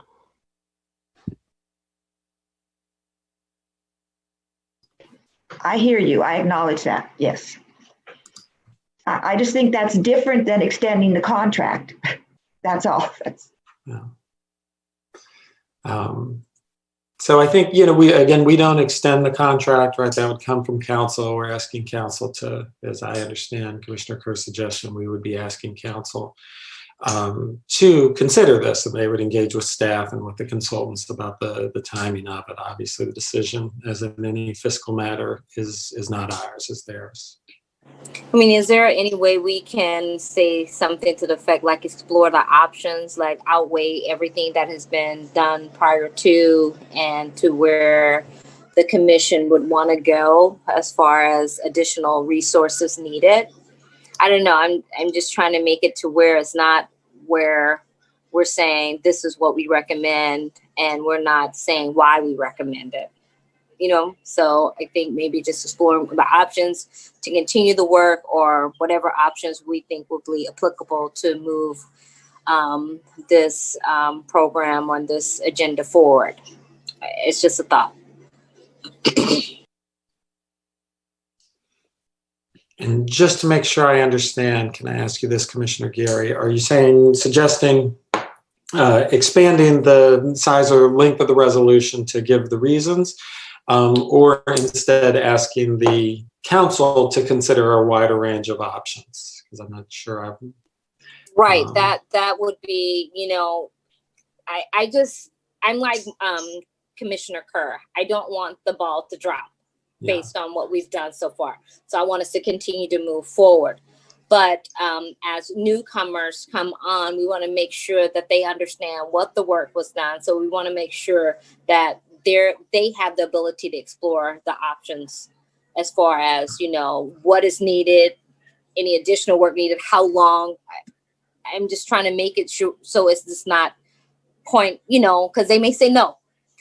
Talking like I'm not going to be on there, but I'm just saying that I think that if we open it up where, we want the city council to explore options of, either keeping Nicole Anderson or whatever the case may be, to make sure that we do not, drop the ball on moving this particular issue forward. And it doesn't have to be worded that way. I'm just trying to figure out how we can make it so it's not so spot on where we're not giving them an option. You know what I mean? Does that make sense? Mm-hmm. I mean, as you know, the council doesn't need us to give them options, right? So all we're doing is communicating. They'll introduce whatever action they want. Isabel, are you? If I may suggest, the current contract with the consultant has a specific scope, and the consultant will fulfill the scope of the contract as as approved by the council. If the concern or what I'm hearing is that perhaps there's a recommendation as part of the interim report or to be included in a final report that ongoing work with a consultant to be determined based on the work needed be included as part of the work to be done with on the plan, so that the city may seek assistance to move the plan forward or some aspects of the plan forward, but that it becomes an item to be researched or acknowledged, or what's the word I'm looking for, or included as part of as one of the recommendations in the plan. Because I don't think you're concerned about the current contract. Your concern is once the plan is completed, how is that plan going to be implemented? So it's in the implementation phase of the plan that perhaps there's a consideration to continue some part of the work with Nicole Anderson or another consultant to continue to move the city forward towards the implementation of goals included in the plan. Thank you for that, Isabel. Judy, are you, I saw you unmute. Do you want to? Okay, you were muted right then with what you said, but you might have just been telling me you didn't need to be. Go ahead. Now you're muted again. You unmuted for a second and then muted back. There we go. Interesting. How interesting. My screen says I'm muted now, but apparently I'm not. But regardless, I appreciate Isabel Leduc's comments, and I think they're very well spoken. My concern, and I hope the concern of the commission as a whole, is that this work not be dropped. And whether that work carrying forward is done by X, Y, or Z consultants is not essential. My thought is that the work that's been done by the current consultants is very valuable, and to bring on a new consultant would be to lose the value of the ground already covered. So, you know, we can waste that money, or we can choose to economize on that. So the recommendation really is that we just continue the work in the most financially wise way going forward. And my thought is that that would be with the existing team of consultants that have already provided us and have already worked with the school district and worked with the city as a whole going forward. So thank you, Isabel, for your comments. Thank you.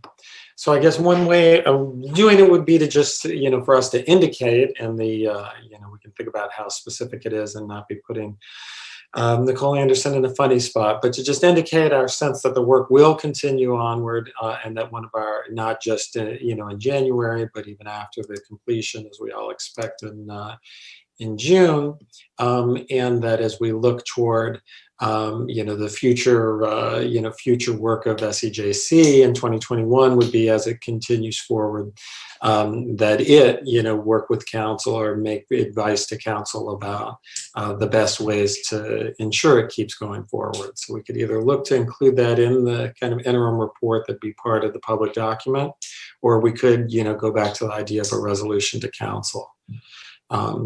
I see a thumbs up, Judy. Is that more just that we would informally recommend that this be part of this interim plan? Yes. Okay.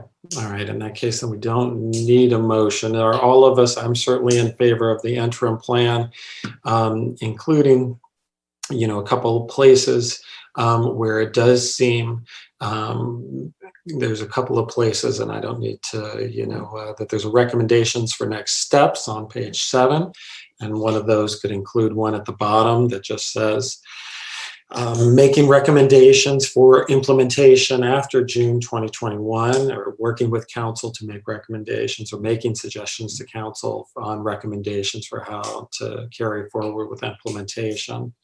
And that would be one way of simply adding that as a bullet point. Another would be something that's probably the most logical one that I immediately see, though I'm open.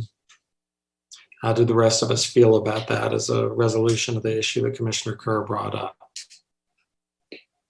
I see head nods from Commissioner Marks and a thumbs up, and from Commissioner Gary. Okay, so do you feel like this is resolved, Commissioner Kerr? All right, and you feel like Nicole, that gives you enough to sort of know what we'd be looking for there? I have a longer and a shorter answer, so I'll give you the shorter. Yes, Okay. but the longer answer is there is a lot to explore Yes. that requires lots of time. So I think it depends on a lot of moving parts to make those decisions prior to even implementation of a plan. You have to develop the plan first, and I think that's the stage you're in. So implementation is a whole another conversation, which requires thinking about multiple aspects of how you're going to support the work. So we are here however you would like, and I know City Council will make those decisions, but I will continue to be available to collaborate and brainstorm about how that looks in looking at the scope of work, which includes, more than SCJC. So I want to say that this conversation is about SCJC, but there are some other moving parts. And so you do have to consider those collectively. And we are, here to support in any way that you like. So. All right. Thank you, Nicole. All right. Any other thoughts on this before we move along? Are we feeling like we've said what we want to say at this point? Obviously, the subcommittees can continue to communicate with the consultants, through the end of December, unless someone is replaced before then. Anything else that we want to put on the table?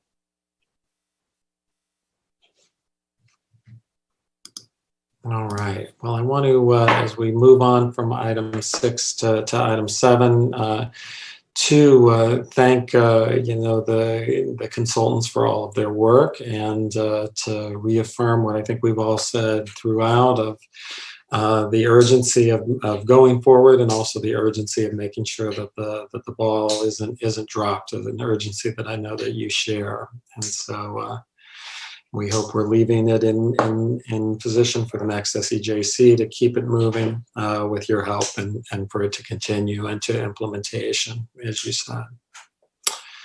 All right, well, thank you all so much for that. So that moves us to item 7, which is future agenda items. And so we will, thank you, Isabel, take public comment on that. And I see a hand up here.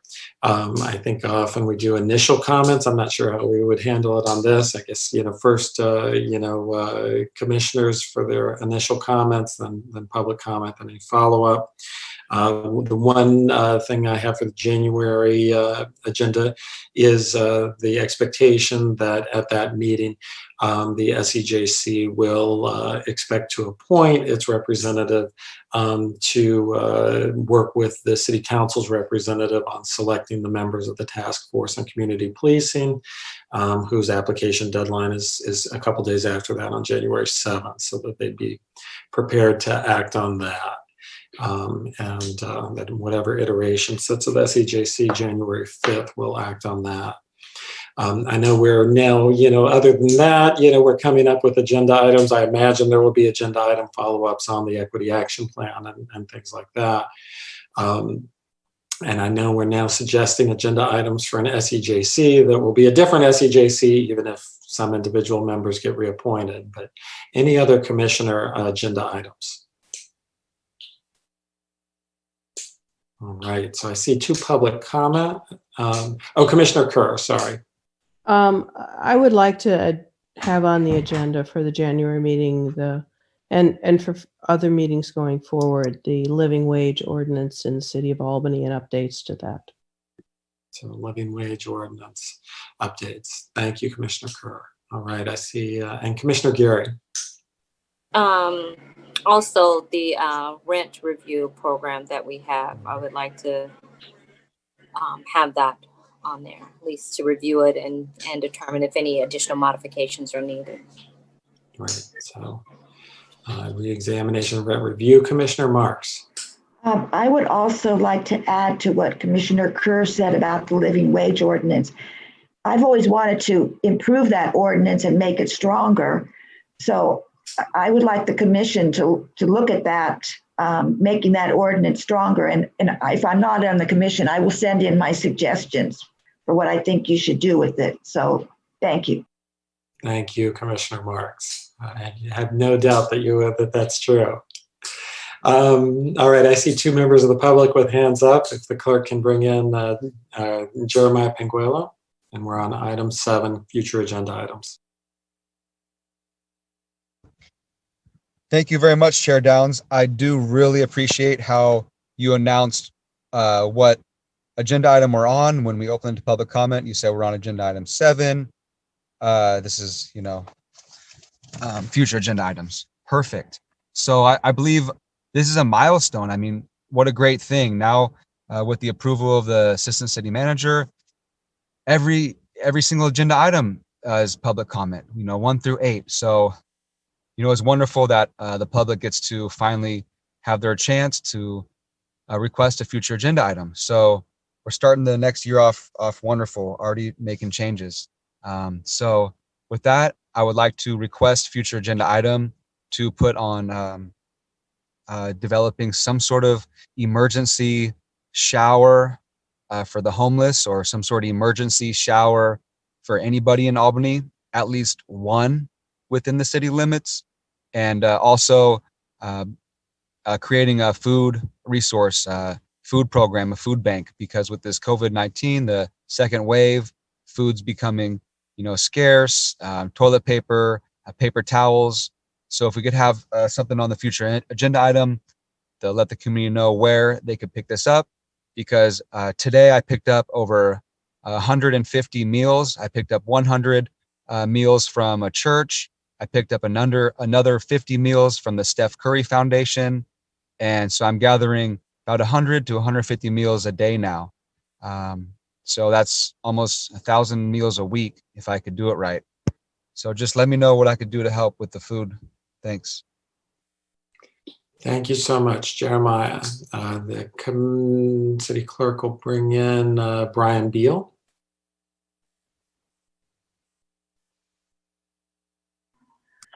Hi, everybody. I actually wanted to expand a little bit on Jeremiah's comments and focus a little bit on the homeless situation. I think that really needs to be a core part of the agenda of the SCJC going forward. And just looking around, and also the impact of COVID-19. So one of the things Margie talked about, and I'm very proud of for my work on that the SCJC, was the soda tax. The soda tax has been used to pay for drinking water stations. So walking around town one day, I'm like, oh, look, there's a drinking water fountain that was paid for by the Albany soda tax. And I went over, and there was a sign that said, sorry, closed due to COVID-19. So just to expand on what Jeremiah is saying, no shower, no water fountain, no less people to give you money.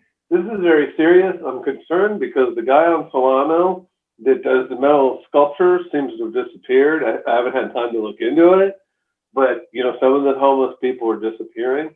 So this is important. So I'd like to see that in there. And I was just doing some research on why, what is this about? Because I'd heard there were some modifications to the Brown Act this year, and I didn't know about this either. That the Brown Act said that you had to allow everything, but I was just looking. It kind of ties into what Jeremy said, that it does say on here in the modified order that the city must provide a place for people to view the. So that maybe, I don't know, maybe we're supposed to be doing this. And someone should look into it. That maybe that TV screen is maybe there's no way to get in the building, but that TV screen is supposed to be on where people can see it. Or I may just be reading an outdated reference. But anyway, so yeah, I think homelessness needs to be a important focus of the SCJC, and what we can provide to keep a safety net over people, how we can bend some of these rules, like the RV rule. We ought to go to bend enforcement of that somehow, because so I'd like to see this. And I'd also would agree with Janelle that I want to see what is going on with this rent review program.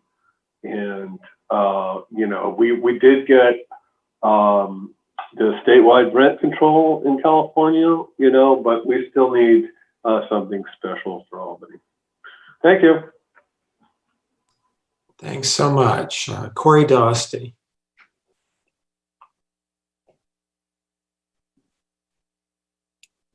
Let's see. You're in. Hi. Corey Dostey, they them pronouns. Just quickly, Brian, it's Jeremiah, not Jeremy. I know that would bother me. So I wanted to suggest a possible combining of things, maybe not practical, but right, a general COVID response. SCJC hasn't talked about a COVID response, I don't think. I don't know. I didn't start attending before June, actually. But certainly it seems like there are things that are up, like the RV thing, showers, food, rent relief, especially under rent protections under all of this. And the piece I wanted to bring up was, it was raised to my awareness again today, was that domestic violence is especially bad under COVID when people have fewer places to go. And I don't know if y'all have talked about that before June. And I'm not sure what services exist within Albany. And I've tried to look a little bit around what nonprofits even exist within Albany, and I haven't really been able to find any repository. I wonder if the city, if SEJC could have some sort of directory of those types of nonprofits, community-based organizations, places where you can get help, even if the city itself isn't doing anything. And maybe SEJC could talk about if that could be integrated into something. I still don't fully understand the scope of CARES, for instance, but yeah, I wanted to raise those. Thank you. Thank you so much, Corey. David Danby.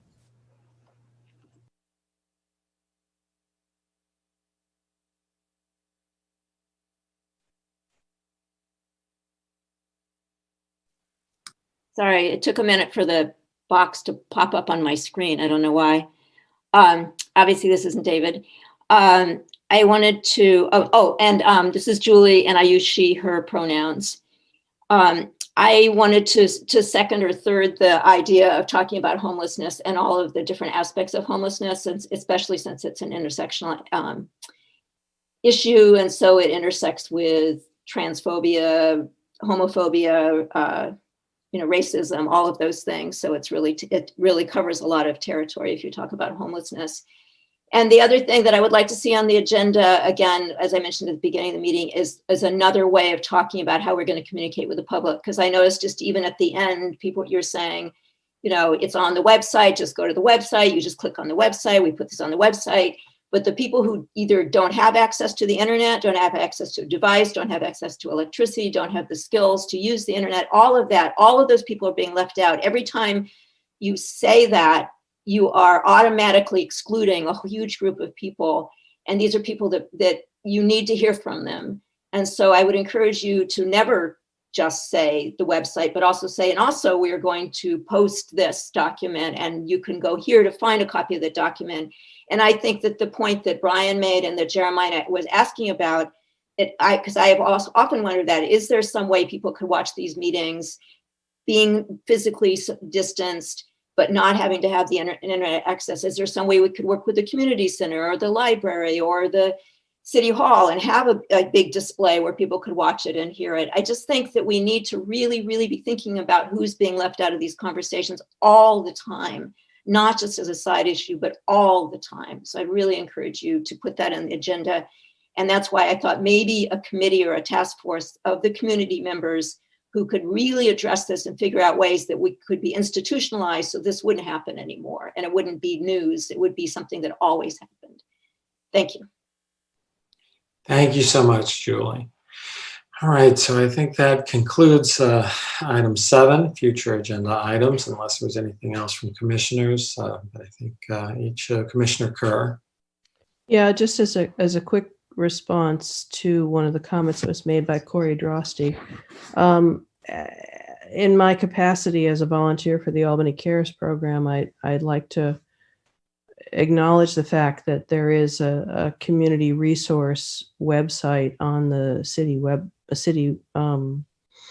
Albany website, which reflects a number of resources that city residents can access. So while it may not be comprehensive and it may not address every issue, the city staff has done a tremendous amount of work to create resources that are available through Alameda County, through a number of other agencies that city residents can access. So I just want people to be aware of that because it's there.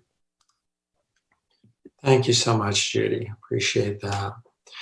All right, so that takes us to item 8, which is our next meeting. The next meeting takes place on January 5th, 2021, 7:30 p.m. As we mentioned before, while the agenda lists City Hall Council chambers or virtual meeting, it is virtually certain that it will be a virtual meeting because of the ongoing closure of city buildings because of the pandemic. So I think we take public comment on this, if I understood Isabel correctly. And so I see one hand of the public up to comment on this next meeting item. So Jeremiah. Thank you. So for this next meeting, I am going to make a flyer. It's going to be colorful, Julie. It's going to look great. It's going to say Social and Economic Justice Commission meeting. It's going to have the date. It's going to have the Zoom ID number. And I'm going to post it on the big belly right in front of the post office. So that way the whole community knows about it.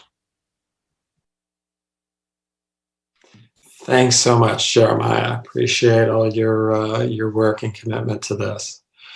All right, so that concludes then item 8 of our next meeting, January 5th. Remind people to apply both for the task force and other boards and commissions, which will start being filled, at the end of this year, and the task force deadline of January 7th to apply.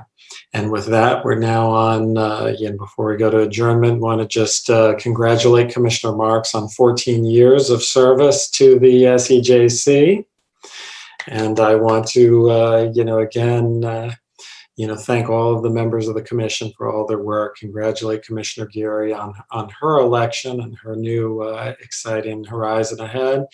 And thank the staff for all of their work to keep going in an extremely difficult time, and to thank the members of the public for continuing to come. And for all of your commitment. So with that, I believe that we are adjourned, and thank you all so much.